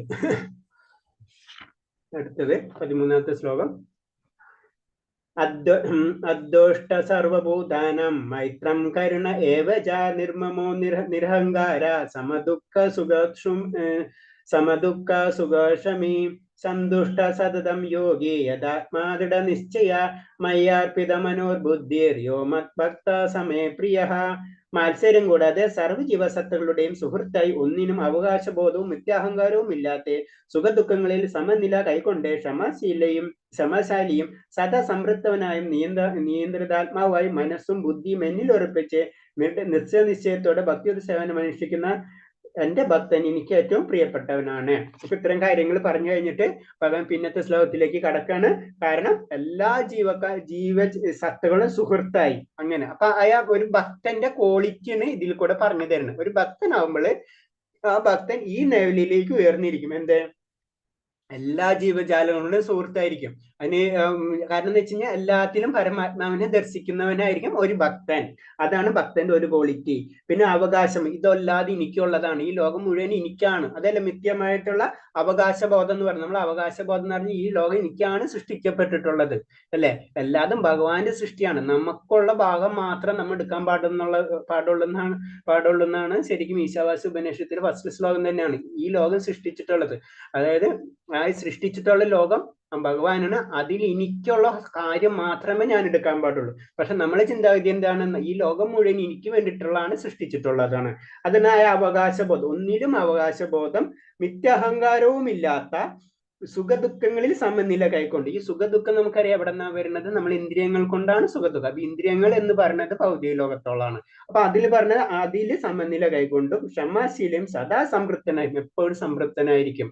അതിന് പറഞ്ഞാൽ ആചാര്യന്മാർക്ക് നമ്മള് ഒരു ടൺ കണക്കിന് സ്വർണം കൊണ്ട് കൊടുത്താലും കല്ല് കൊണ്ട് കൊടുത്താലും അവർക്ക് ഒരേപോലെ തോന്നും. കാരണം അവര് അത് ശരിക്കറിയാം അത് ഭൗതികമായിട്ടുള്ള കാര്യമാണ്. അത് കാരണം കൊണ്ടാണ് പറയുന്നത് എപ്പോഴും സംതൃപ്തനായിരിക്കും. സംതൃപ്തി എപ്പോഴാ കിട്ടാന്ന് വെച്ച് കഴിഞ്ഞാൽ ആ ഭഗവാനിലേക്ക് നമ്മൾ കണക്ട് ചെയ്യുന്ന സമയത്ത് മാത്രമേ നമുക്ക് സംതൃപ്തി കിട്ടുള്ളൂ. അതാണ് പ്യുവർ ഭക്തൻ എന്ന് പറയുന്നത്. പിന്നെ നീ എന്താ മനസ്സിൽ ബുദ്ധിയും എന്നിൽ ഉറപ്പിച്ച് ആ ദൃഢനിശ്ചയത്തോടെ എന്നിൽ പ്രവർത്തിക്കുക. അപ്പൊ ഒരു ഭക്തന്റെ ഒരു ക്വാളിറ്റി അല്ലെങ്കിൽ ഒരു ക്വാളിഫിക്കേഷൻ അല്ലെങ്കിൽ യോഗ്യത ഇതൊക്കെയാണ് ഇതില് പറഞ്ഞു തരുന്നത്. പിന്നെ അപ്പൊ നമ്മൾ അതില് ഭക്തന്റെ ചിന്താഗതി എങ്ങനെ ആയിരിക്കണം എന്നും കൂടി പ്രഭാതത്തിൽ നമുക്ക് ഭാവാർത്ഥത്തിൽ പറഞ്ഞു തരുന്നത്, ഭക്തൻ എന്തെങ്കിലും ദുഃഖമോ കുഴപ്പമോ നേരിടുമ്പോ ഭഗവാൻ തന്നോട് കരുണ കാണിച്ചെന്ന് അയാൾ കരുതുന്നത്. കാരണം എന്ന് വെച്ച് കഴിഞ്ഞാൽ നമ്മൾ എന്താ വെച്ചാൽ നമുക്കൊരു ജീവിതത്തിൽ എന്തെങ്കിലും ഒരു പ്രശ്നങ്ങൾ വരുമ്പോൾ നമ്മൾ എന്താ ചിന്തിക്കേണ്ടതെന്ന് വെച്ച് കഴിഞ്ഞാൽ ഭഗവാൻ എനിക്ക് ഇത്രയല്ലേ തന്നുള്ളൂ, കാരണം ഞാൻ അതിനെയും വലുതായിട്ട് ചെയ്തിട്ടുണ്ടാവാം. കാരണം എന്റെ ജന്മങ്ങൾക്കനുസരിച്ച് കഴിഞ്ഞ ജന്മത്തിൽ ഈ ജന്മങ്ങളനുസരിച്ചുള്ള കർമ്മബലങ്ങൾ അനുസരിച്ച് നമുക്ക് ഇതിനും കൂടുതലായിരിക്കും ചിലപ്പോൾ തന്നിട്ടുണ്ട്. പക്ഷെ ഭഗവാന്റെ കരുണ കൊണ്ട് നമുക്ക് ഇത്രയല്ലോ കിട്ടിയുള്ളൂ. അത് അങ്ങനെ ചിന്തിക്കണം. ആ ലെവലിലേക്ക് നമ്മൾ ഉയരണം. അതാണ് ഭക്തൻ എന്നാണ് പറയുന്നത്. പിന്നെ ക്ഷമാശീലയ ഭക്തൻ ഭഗവത് കാരുണ്യത്തിൽ എന്ത് കൈവരുന്ന അതുകൊണ്ട് സംതൃപ്തനാണ്. അപ്പൊ നമ്മൾ കിട്ടത് കൊണ്ട് അതാണ് ലാളിത്യം. അതാണ് നമ്മളെ രജോതമ സത്വഗുണത്തിലേക്കുള്ള ഉയർച്ചയിലും സത്വഗുണത്തിലുള്ള വ്യക്തികൾക്ക് എന്താണ് ലാളിത്യം, അവർക്ക് കിട്ടത് കൊണ്ട് അത് സംതൃപ്തി ഉണ്ടാവും. അപ്പൊ നമ്മളെ ജീവിതത്തിൽ നമ്മളെ കുടുംബങ്ങളിലൊക്കെ ശ്രദ്ധിച്ചു കഴിഞ്ഞാൽ നമ്മളെ ഇഷ്ടത്തിന് സാധനങ്ങൾ നമ്മൾ വാങ്ങിച്ചു കൂട്ടും. നമ്മൾ പൈസയിൽ ആവശ്യമുള്ളതൊക്കെ നമ്മൾ വാങ്ങിക്കും അല്ലെ. നമ്മൾ ശ്രദ്ധിച്ചു കഴിഞ്ഞാൽ അറിയാം അതൊക്കെ നമ്മുടെ കർമ്മബന്ധനങ്ങളാണ്. നമുക്ക് അതിന് പറഞ്ഞ എപ്പോഴും ലാളിത്യത്തിൽ കൂടി നമ്മൾ ജീവിക്കണം എന്ന് പറയുന്നത്. അതിനൊരു കാരണം തന്നെ അത്തരം ബന്ധങ്ങളാണ് നമുക്ക് ഉണ്ടാവുന്നത്. ഒരു വസ്തുവിന്റെ പിറകിൽ എത്ര കർമ്മങ്ങൾ ഉണ്ടാവും, അത് നമ്മൾ വാങ്ങിച്ച് നമ്മൾ അതിന് ആവശ്യമില്ലാത്ത ഉപയോഗിച്ച് കഴിഞ്ഞാൽ ആ കർമ്മബന്ധങ്ങൾ മുഴുവൻ നമുക്ക് കണക്ട് ആക്കണം. അതാണ് നമ്മൾ എത്ര ലളിതമായിട്ട് നമുക്ക് ജീവിക്കാൻ കഴിയണോ അത്രയും നല്ലതെന്ന് പറയുന്നത്. അതിന് കാരണം അത് എന്ത് കൈവരുന്നുവോ അതുകൊണ്ട് സംതൃപ്തി. അപ്പൊ നമുക്ക് എന്ത് കിട്ടിക്കഴിഞ്ഞാലും അതിൽ സംതൃപ്താവെന്ന് പറഞ്ഞു വെച്ച് കഴിഞ്ഞാൽ സത്വഗുണത്തിലേക്ക് നമ്മൾ കടക്കുമ്പോഴാണ് ആ ക്വാളിറ്റി നമുക്ക് വരാം. അധ്യാത്മിക ഗുരുവിൽ നിന്ന് ലഭിച്ച ഉപദേശങ്ങൾ ഉറച്ചു നിൽക്കുന്നത് കൊണ്ട് അയാൾ ഒരു തികഞ്ഞ യോഗിയുമായിരിക്കും. അപ്പൊ യോഗി എന്ന് പറയുമ്പോൾ ഗുരുവിൽ നിന്ന് ലഭിച്ചിട്ട് ആ ഉപദേശങ്ങൾ കറക്റ്റ് ആയിട്ട് നമ്മൾ ഫോളോ ചെയ്ത് കഴിഞ്ഞാൽ നമ്മൾ കറക്റ്റ് ആയിട്ട് യോഗിയായിരിക്കും. കാരണം ഗുരു എന്ന് പറഞ്ഞത് ശരിക്കും ഭഗവാന്റെ ഒരു പ്രതിനിധി തന്നെയാണ് അല്ലെ. ഭഗവാൻ നമ്മളോട് പറയേണ്ട കാര്യം ഗുരുവിന് കൂടെയാണ് നമുക്ക് പറഞ്ഞു തരുന്നത് മാത്രമേ ഉള്ളൂ. കാരണം നമുക്ക് ഭഗവാനെ കണക്ട് ചെയ്യാനുള്ള ആ ആത്മീയമായ ശക്തിയും ഇല്ല. അത് കാരണം എന്താ വെച്ചാൽ അത്രയും പ്യൂരിഫൈ അല്ല നമ്മൾ. അതാണ് നമ്മൾ വേറൊരു ചാനലിൽ നമ്മൾ ഉപയോഗിക്കുന്നത്. ഇപ്പൊ നമുക്ക് പ്രധാനമന്ത്രിയോട് നേരിട്ടൊന്നും പോയി സംസാരിക്കാൻ പറ്റില്ല, എത്ര ചാനൽ കടന്നിട്ട് വേണം അല്ലെ. അതേപോലെ തന്നെ പ്രധാനമന്ത്രി നമ്മളോട് നേരിട്ട് പറയും ഇല്ല എന്ന് പറഞ്ഞ പോലെയാണ് ഭഗവാന്റെ കാര്യം നമ്മൾ നോക്കുമ്പോൾ നമുക്ക് മനസ്സിലാക്കേണ്ടത് അതിനൊരു പ്രതിനിധി കൂടിയാണ്. അതാണ് ശരിക്കും ഗുരു എന്ന് പറയുന്നത്. ഗുരുവിൽ കൂടി മാത്രമേ നമ്മളെ ഭഗവാനിലേക്ക് കണക്ട് ചെയ്യാൻ കഴിയുള്ളൂ. അതാണ് അതിൽ പറഞ്ഞു തരുന്നത്. അതിന് നമ്മൾ ആചാര്യ പരമ്പരയിൽ കൂടി തന്നെ നമ്മൾ ഭഗവത കേൾക്കണം. കാരണം ഭഗവാൻ പറഞ്ഞിട്ടുള്ള ആചാര്യ പരമ്പര നമ്മൾ അറിയാണ്ട് തന്നെ ആന്തരികമായിട്ടുള്ള ശക്തികളുണ്ട്, അതൊക്കെ നമുക്ക് പറയാം അല്ലെ. ആ ശക്തികൾ കൂടിയാണ് നമ്മൾ പറയുന്നത്. അല്ലാതെ നമുക്കൊന്നും അതിനുള്ള പവർ ഇല്ല. ഭഗവാന്റെ കാര്യങ്ങൾ പറയുകയാണെങ്കിൽ തന്നെ അതിനുള്ള പവർ അത് ഗുരുക്കന്മാര് തരുന്നത് നമ്മൾ അറിയാണ്ട് നമ്മൾ വരുന്നതാണത്. അതൊക്കെ മനസ്സിലാക്കണമെങ്കിൽ അതാണ് ഗുരുവിന്റെ ശക്തി എന്ന് പറഞ്ഞു. ആ ഗുരുവിനെ അത്രയും പ്രാധാന്യം നമ്മൾ കൊടുക്കണം. കാരണം നമുക്ക് നേരിട്ട് കണക്ട് ചെയ്യാൻ ഭഗവാനെ അടുത്ത് നമുക്ക് കഴിയില്ല. അത് കാരണം കൊണ്ട് നമ്മൾ പൂജ ചെയ്യുന്ന സമയത്ത് തന്നെ നമ്മൾ ഗുരുവിന്റെ പെർമിഷൻ ചോദിച്ചതിന് ശേഷമാണ് നമ്മൾ പൂജ കൊടുക്കുക. അപ്പൊ പൂജ കൊടുക്കുമ്പോൾ ഗുരുവിന്റെ ഗുരു അങ്ങനെയാണ് കണക്ട് ചെയ്തിട്ട് പോകുന്നുള്ള ഒരു സങ്കല്പമാണ് അത്. അടുത്തത്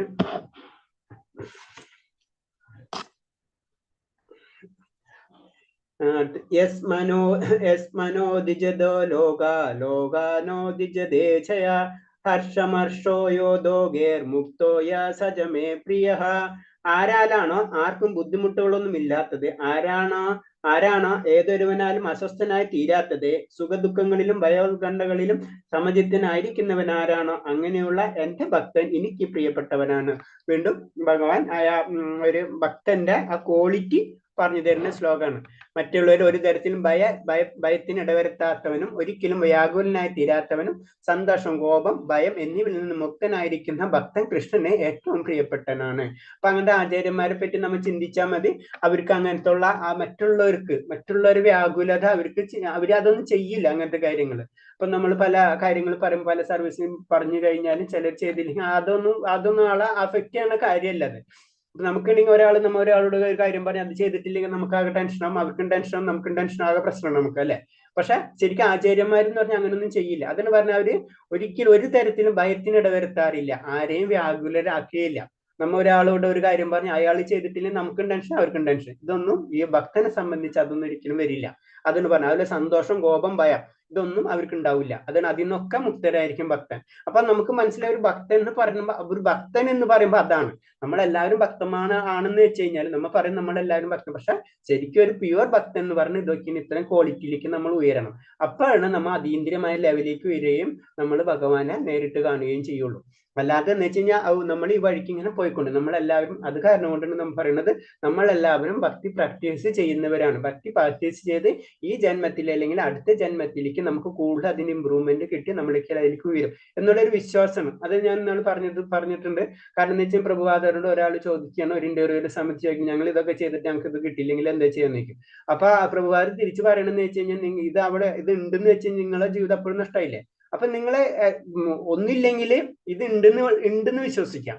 അപ്പൊ അതാണ് അപ്പൊ നമ്മൾ ഈ കാര്യങ്ങൾ ചെയ്ത് നമ്മൾ അടുത്ത ജന്മത്തിലോ അല്ലെങ്കിൽ ഈ ജന്മത്തിലോ ഭഗവാനിലേക്ക് നമുക്ക് കണക്ട് ചെയ്യാൻ പറ്റും. അത് ഭഗവാൻ പല ശ്ലോകങ്ങളിൽ കൂടി നമുക്ക് പല കളക്റ്റായിട്ട് പറഞ്ഞു തരുന്നുണ്ട്. അപ്പൊ നമ്മൾ കൊണ്ട് ചെയ്യാൻ പറ്റാവുന്ന ചെറിയ കാര്യങ്ങളടക്കം നമ്മൾ അത് ചെയ്യണം. അതാണ് ഇതിൽ പറഞ്ഞു തരുന്നത്. പക്ഷെ അതിന്റെ അർത്ഥം എന്ന് വെച്ച് കഴിഞ്ഞാൽ ഈ ലെവലിലേക്ക് നമ്മൾ ഉയരണം. അപ്പോഴാ പ്യുവർ ഭക്തനാവുള്ളൂ നമ്മൾ. അത് ഭക്തിയോഗമാണ്. അപ്പൊ ഇതിൽ നമ്മൾ നോക്കുമ്പോൾ നമ്മൾ ചിന്തിക്കും നമ്മളൊക്കെ എത്ര ബാക്കിലാണ്. അത് നമ്മൾ ചിന്തിക്കേണ്ട. നമ്മളെ കൊണ്ട് ചെയ്യാൻ പറ്റാവുന്ന കാര്യങ്ങൾ നമ്മൾ ചെയ്യാം. ചിലരുണ്ടാവൂട്ട, ചിലർ നമ്മളെ രീതിയിലൊന്നും ചിന്തിക്കുന്ന വ്യക്തികളല്ല. അപ്പൊ നിങ്ങളിൽ തന്നെ ആരും നമുക്ക് ഭക്തരായിരിക്കും ഒരാൾക്കും മനസ്സിലാവില്ല ആരാണ് ഭക്തൻ. അതാണ് ഭക്തൻ. ഭക്തനെ മനസ്സിലാക്കാൻ മറ്റുള്ളവർക്ക് കഴിയില്ല. അതൊരു ഭക്തന് മാത്രമേ കഴിയുള്ളൂ.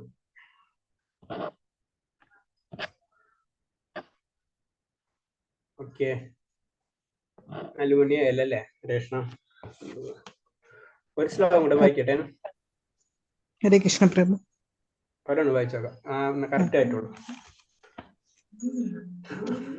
അന്നഭേഷ സുജിർദക്ഷ ഉദാസീനോ ഗതോവദഃ സർവാരംഭ പരിത്യാഗ യോ മദ്ഭക്ത സമോ പ്രിയഃ. സാധാരണ കർമ്മക്രമങ്ങളെയും ഒന്നിനെയും ആശ്രയിക്കാത്തവനും വിശുദ്ധനും നിപുണനും ഉത്കൃഷ്ട വൃദ്ധ എന്നിവയില്ലാത്തവനും ബലം ഉദ്ദേശിച്ച് പ്രവർത്തിക്കാത്തവനുമായ എന്റെ ഭക്തൻ എനിക്ക് ഏറ്റവും പ്രിയപ്പെട്ടവനാണ്. വീണ്ടും ആ ഭക്തന്റെ ക്വാളിറ്റി ഇങ്ങനെ പല കാര്യങ്ങളും പറയണാണ്. അതിന് അതിൽ പറഞ്ഞത് എന്താണ്? സർവകർമ്മങ്ങളെയും ഒരു കർമ്മങ്ങളെയും ആശ്രയിക്കാതിരിക്കുക, ഉത്കണ്ഠില്ലാതിരിക്കുക, അങ്ങനത്തെ കുറെ കാര്യങ്ങൾ വീണ്ടും നമുക്കൊക്കെ മനസ്സിലാക്കുന്നതിന്റെ അപ്പുറത്താണ് ഒരു ഭക്തന്റെ അവസ്ഥ. അതിനിതില് പറഞ്ഞു തരുന്നു. ഭക്തിയുത സേവനത്തിന്റെ പ്രമാണങ്ങൾക്കെതിരെയുള്ള ഏതൊരു പ്രവൃത്തിയും ഭക്തൻ ഒരുങ്ങുകയില്ല. അപ്പൊ അതിനൊരു ഭക്തിയുത സേവനത്തിന്റെ പ്രമാണങ്ങൾ എന്ന് പറഞ്ഞത് ഇപ്പൊ ഭാഗവത് അങ്ങനത്തുള്ള ഗ്രന്ഥങ്ങളുണ്ട്. അതിനെ ക്വസ്റ്റ്യൻ ചെയ്ത് അത് ശരിയല്ല, ഇത് ശരിയല്ല, അതിൽ ഈ പറഞ്ഞ രീതി തെറ്റാണ്, അത് തെറ്റാണ്, ഇതെന്നൊക്കെ പറഞ്ഞ സമർത്ഥിക്കണ ഇപ്പോഴത്തെ കാണുന്ന പല വ്യക്തികളും കാണാം. അവർക്ക് കുറച്ച് ചില ഭാഗവത കാര്യങ്ങളൊക്കെ അറിയായിരിക്കും. പക്ഷെ അത് ശരിയല്ല, ഇതിൽ ഇങ്ങനെയല്ലേ പറഞ്ഞിട്ടുള്ളത്, അങ്ങനെയല്ലേ പറഞ്ഞിട്ടുള്ളത്, അങ്ങനെയൊക്കെ പറയുന്ന രീതികളുണ്ട്. ഇപ്പൊ നമുക്കറിയാം ഭഗവാൻ 16,008 ഭാര്യമാരിനെ അതിനെ തന്നെ ഇന്റർപ്രറ്റ് ചെയ്ത് പല രീതിയിൽ ചെയ്യുന്ന വ്യക്തികളുണ്ട്. പക്ഷെ അവർക്ക് അത് മാത്രമല്ല, ഭഗവാൻ ഒരു വിരൽ കൊണ്ട് നമ്മളെ ഏതാ മാതാജി? ഗോവർദ്ധന പർവ്വതം ഉയർത്തിയത് നമുക്കറിയാവുന്നതാണ് അല്ലെ. അപ്പൊ അത് വിശ്വസിക്കില്ല, ഇത് വിശ്വസിക്കുക. അപ്പൊ അങ്ങനത്തെ കുറെ അങ്ങനത്തെ അത് പറഞ്ഞ ശരിക്കും ഒരു ഭക്തൻ എന്ന് പറയുമ്പോൾ ശരിക്കും എന്താ ഭഗവാൻ, അതായത് ഭാഗവതം അല്ലെങ്കിൽ പ്രാമാണിക ഗ്രന്ഥങ്ങളിൽ പറഞ്ഞിട്ടുള്ളതിനെ ഒരു വിട്ടുവീഴ്ചയും ചെയ്യില്ല. അത് അവര് പ്രമാണം അല്ലെങ്കിൽ അതാണ് ശ്രുതി, ആ ലെവലിൽ ചിന്തിച്ച് പ്രവർത്തിക്കുന്നവരായിരിക്കും. അതാണ് ഭക്തന്റെ ഒരു ക്വാളിറ്റി. ഒന്നിലും ആഗ്രഹമില്ലാത്തവനും ബാഹ്യവും ശുദ്ധിയുള്ളവനും കൃത്യനിഷ്ഠമുള്ളവനും പക്ഷപാതം ഇല്ലാത്തവനും മനക്ലേശം ഇല്ലാത്തവനും എല്ലാ കർമ്മങ്ങളും കർത്തൃത്വ ഭാവം വെടിഞ്ഞവനുമായ ഭക്തൻ ഭഗവാന് പ്രിയപ്പെട്ടവനാകുന്നു. അപ്പൊ ഇതൊക്കെയാണ് പറഞ്ഞത്. അങ്ങനെ ആഗ്രഹം ഒന്നില്ലാത്തവനും ബാഹ്യം ശുദ്ധിയുള്ളവനും അല്ല, അപ്പൊ നമുക്ക് പുറമെ ഉള്ളിൽ മാത്രമല്ല പുറമെ ശുദ്ധിയുള്ളവനും പക്ഷപാതമില്ലാത്തവനും. അങ്ങനെ ഒരാൾ ഇന്ന് ഇപ്പൊ കുറച്ചുനാൾ സംസാരിക്കുമ്പോൾ ഇതിപ്പോ എന്റെ ക്ലാസ്സിലുള്ള കുട്ടികളാണ് അല്ലെങ്കിൽ എന്റെ ഡിവോട്ടിയാണ്, അങ്ങനൊന്നും അവർക്ക് ഉണ്ടാവില്ല. അതിന് ആ ലെവലിൽ എത്തുമ്പോ എന്റെ ഭക്തരാണ് അല്ലെങ്കിൽ അങ്ങനൊന്നും, അല്ലെങ്കിൽ എന്റെ ഗ്രൂപ്പാണ്, ഞാൻ അങ്ങനെ പല ഗ്രൂപ്പുകളൊക്കെ കാണാൻ പറ്റും ഭക്തന്മാരിൽ തന്നെ. നമ്മൾ അങ്ങനൊന്നും അതൊക്കെ ആയിക്കഴിഞ്ഞാൽ നമ്മൾ പ്യുവർ ഡിവോട്ടി ആയില്ല. അവിടെയാണ് വ്യത്യാസം വരുന്നത്. അത് അല്ലാതെ ഭഗവാന്റെ എന്നുള്ള രീതിയിൽ നമ്മൾ ചിന്തിക്കണം. അപ്പൊ അങ്ങനത്തെ പല ക്ലാസ്സുകളും പല കാര്യങ്ങളും നമുക്ക് കാണാവുന്നതാണ്. അപ്പൊ അതൊക്കെ ഭഗവാൻ ഇൻഡയറക്റ്റ് ആയിട്ട് നമുക്ക് പറഞ്ഞു തരുന്നുണ്ട്. പക്ഷെ നമ്മൾ സാമൂഹ്യ അവസ്ഥയിലും നമ്മൾ ഭൗതിക രീതിയിലും നമ്മൾ അൾട്ടിമേറ്റ് നമ്മൾ ആ ലെവലിലേക്ക് ഉയരുന്നുള്ളൂ, നമ്മൾ ഉയർന്നിട്ടില്ല. പക്ഷെ ഇതൊക്കെ വേണം. ഒരു ഭക്തൻ എന്ന് പറയുമ്പോ പറഞ്ഞു കൃത്യനിഷ്ഠ ഉള്ളവനും പക്ഷപാതം ഇല്ലാത്തവനും മനക്ലേശം ഇല്ലാത്തവനും. കാരണം ഇതെല്ലാം ബാഹികമായിട്ടുള്ള കാര്യങ്ങൾ എന്ന് പറയുമ്പോൾ നമുക്ക് മനക്ലേശം ഉണ്ടാവേണ്ട ആവശ്യമില്ല. എല്ലാ കർമ്മങ്ങളും കർത്തൃഭാവം വെടിഞ്ഞവനുമാണ്. അതായത് ഞാനാണ് ഇതെല്ലാം ചെയ്യണം എന്നുള്ള രീതിയിലുള്ള, കാരണം അങ്ങനത്തെ കാര്യങ്ങളുണ്ട്, പൂജ ചെയ്യണം അത് ഞാൻ തന്നെയാണല്ലോ ചെയ്യണം എന്നൊക്കെയുള്ള ചിന്താഗതി ഉണ്ടല്ലോ. അങ്ങനെയൊന്നും ഉണ്ടാവില്ല. അങ്ങനെ ചെയ്യുന്ന ഭക്തൻ ഭഗവാന് പ്രിയപ്പെട്ടവനാണ്. അതാകുമ്പോൾ ഇൻഡയറക്റ്റ് ആയിട്ട് നമ്മൾ ഭഗവാന്റെ കുറെ ക്വാളിറ്റി കിട്ടും നമുക്ക് അതോടുകൂടി.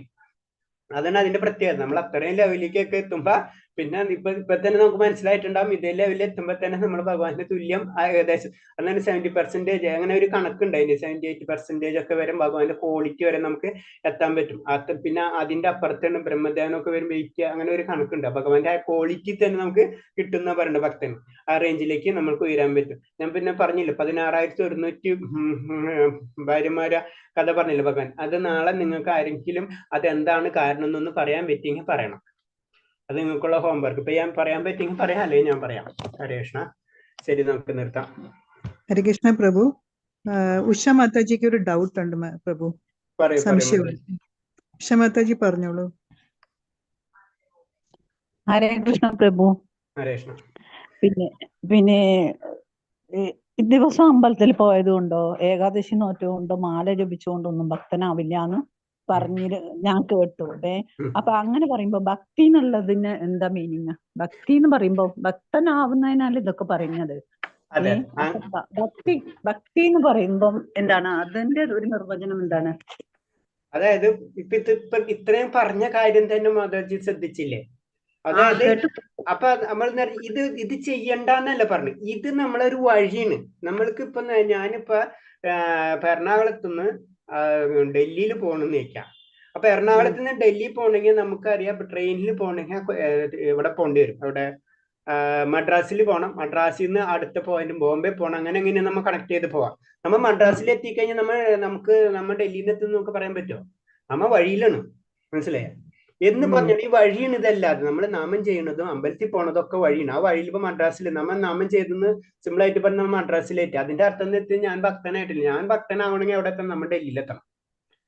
അതാണ് ഇതിൽ പറഞ്ഞു. ഇത്രയും ക്വാളിറ്റി ആ ഭക്തനിൽ നമ്മൾക്ക് വന്നിരിക്കും.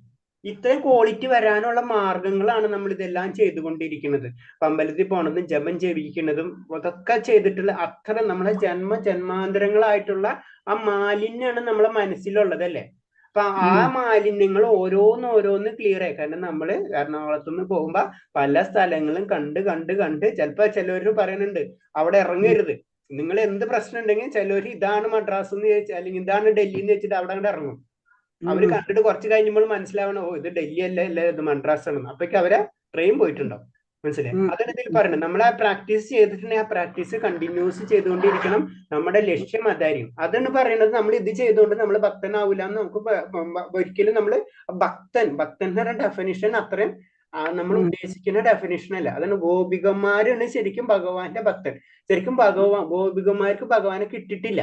ആ ഒരു ഭാവമാണല്ല, ആ ഭാവമാണ് ശരിക്കും ഭക്തൻ എന്ന് പറയുന്നത്. എല്ലാതും ഭഗവാനിൽ കിട്ടുമ്പോ ഭഗവാനെ കിട്ടാനുള്ള ആഗ്രഹം നമുക്കറിയാം. നമ്മൾ ഭൗതികമായിട്ട് ചിന്തിച്ചാലും അറിയാം, നമുക്ക് കിട്ടാൻ വരെയുള്ള ആഗ്രഹം കിട്ടിക്കഴിഞ്ഞാൽ കഴിഞ്ഞു. മനസ്സിലായി? അതാണ് ഭക്തി എന്ന് പറയുന്നത്. അപ്പൊ അതിന് വേണ്ടിയിട്ടുള്ള ഭഗവാന് വേണ്ടി എല്ലാ കാര്യവും നമ്മൾ ചെയ്ത് വരുമ്പോ പിന്നുള്ള ഒരു കാര്യം നമ്മളെ മുന്നിൽ ഉണ്ടാവില്ല. അപ്പൊ അതിന് സ്വധർമ്മം നമുക്ക് ഉപേക്ഷിക്കാന്ന് പറഞ്ഞ എല്ലാ ധർമ്മങ്ങളെയും പരിത്യജിക്കാന്ന് പറയുന്നത്. മനസ്സിലായി? ആദ്യമൊക്കെ പറഞ്ഞത് നിന്റെ ധർമ്മം നീ ചെയ്യണം എന്ന് പറയുന്നത്. പക്ഷെ ലാസ്റ്റ് ആ ധർമ്മം ഒരു ധർമ്മവും വേണ്ട, ഭഗവാൻ ധർമ്മം മാത്രമേ ഉള്ളൂ. ഭഗവാന്റെ ധർമ്മം മാത്രം. അവിടെ എത്തുമ്പോഴും നമ്മൾ അതാണ് 18ാമത്തെ അധ്യായത്തിലുള്ള ഭഗവാൻ പറയുന്നത്. ശരിക്കും 18ാമത്തെ 66ാമത്തെ ശ്ലോകത്തിലുള്ള ഭഗവാൻ പറഞ്ഞ സർവധർമ്മ പരിത്യജ. അവിടെയുണ്ട് ഭക്തൻ. അതേവരെയും ഇത്രയും നമ്മൾ പഠിച്ചത് അതിലേക്കുള്ള വഴി. നമ്മൾ എറണാകുളത്ത് നിന്ന് ഡൽഹി പോണം നമുക്ക്. ഹരേ കൃഷ്ണ പ്രഭു. ഓക്കെ, എന്തെങ്കിലും ഡൗട്ട് ഉണ്ട് ഹരേ കൃഷ്ണ പ്രഭു? അതിനിടയ്ക്ക് നമുക്ക് പല തടസ്സങ്ങളും വരാം അല്ലെ പ്രഭു? അതൊക്കെ നമ്മൾ ഓവർകം ചെയ്യണം. തീർച്ചയായിട്ടും നമുക്ക് തടസ്സങ്ങൾ വരുമെന്ന് കണ്ണടച്ച് വിശ്വസിക്കാം. തടസ്സങ്ങളേ വരൂ നമുക്ക്. കാരണം അതിന് നമ്മള് ഭൗതികമായിട്ട് തന്നെ പ്രശ്നങ്ങളുണ്ട്. അത് വേറൊരു സൈഡ്. നമ്മളെ ഇന്ദ്രിയങ്ങള് അത്രയും ഡേഞ്ചർ ആണ് അല്ലെ. ഇന്ദ്രിയങ്ങളെ നിയന്ത്രിക്കുക എന്ന് പറഞ്ഞു കഴിഞ്ഞാൽ നടക്കുന്ന കാര്യമല്ല. കാരണം ഭൗതിക ലോകത്തിലെ നിയമമാണത്. ഭൗതിക ലോകത്തിൽ ഇന്ദ്രിയങ്ങൾക്കാണ് പ്രയോറിറ്റി. അപ്പൊ ഇന്ദ്രിയങ്ങൾ പറഞ്ഞതനുസരിച്ചാണ് ആത്മാവ് പോണത് തന്നെ. നമ്മൾ ചിലപ്പോ നമ്മൾ അമേരിക്കയിൽ പറഞ്ഞ അവിടുത്തെ നിയമത്തിനല്ലേ, അവിടുത്തെ നിയമം തെറ്റിക്കാൻ നമുക്ക് പറ്റുമോ? മനസ്സിലായേ? അപ്പോൾ ആ നിയമം അനുസരിച്ചിട്ട് തന്നെയാണ് നമ്മള് ശരിക്കും, അതായത് നമ്മളെ ഇന്ദ്രിയത്തിനെ നിയന്ത്രിക്കാൻ നമുക്ക് പറ്റില്ല. പക്ഷെ ഇന്ദ്രിയത്തിനെ നമ്മൾ ഡൈവേർട്ട് ചെയ്യുന്ന ഭക്തിയോഗം. ആ ഡൈവേർട്ട് ചെയ്യണം നമ്മൾ ഇന്ദ്രിയത്തിനെ. അതാണ് ആ പോയിന്റ്. ഹരേ കൃഷ്ണ പ്രഭു, താങ്ക് യു. ഓക്കെ ഹരീഷ്. അത് പിന്നെ വേറെ 2 ശക്തികളുണ്ട്. ഭഗവാന്റെ അടുത്ത് വീണ്ടും എത്തൂല. കാരണം ഭൗതിക ശക്തി ഉണ്ട്. അതായത് നമ്മൾ പറയുന്ന ദുർഗാദേവി ഉണ്ട്, പിന്നെ ആത്മീയ ശക്തി ഉണ്ട്.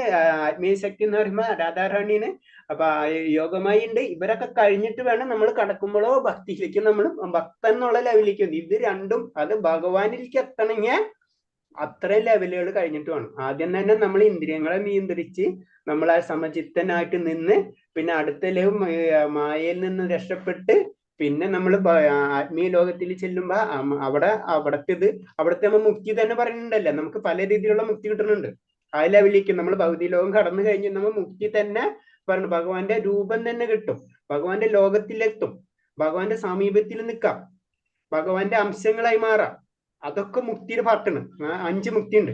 ആ മുക്തിയിലേക്ക് നമുക്ക് ഉയരാം. പക്ഷെ അതും കഴിഞ്ഞിട്ടുള്ള പാർട്ടാണ് ഭക്തൻ എന്ന് പറയുന്നത്. ഭക്തൻ അതും വേണ്ട എന്നാ പറയുന്നത്. ശരിക്കും തന്നെ മുക്തിയിൽ നിന്ന് ഭക്തി സ്റ്റാർട്ട് ആവണം എന്നാ പറയുന്നത്. ഹരേ കൃഷ്ണ. ശരി മാതാജി, വേറെ എന്തെങ്കിലും ഉണ്ടാ? ഹരേ കൃഷ്ണ പ്രഭു, thank you. Hare Krishna. Hare Krishna. Thank you മാതാജി. ഹരേ കൃഷ്ണ. ഹരേ കൃഷ്ണ. ഹരേ കൃഷ്ണ. പഞ്ചകൽപതരൂപേച്ച കൃപാസിന്ധ്യാവച്ച പതിനം ഭാവനേഭ്യ വൈഷ്ണവേഭ്യ നമോനന്ദ കോടി വൈഷ്ണവ ഭക്തി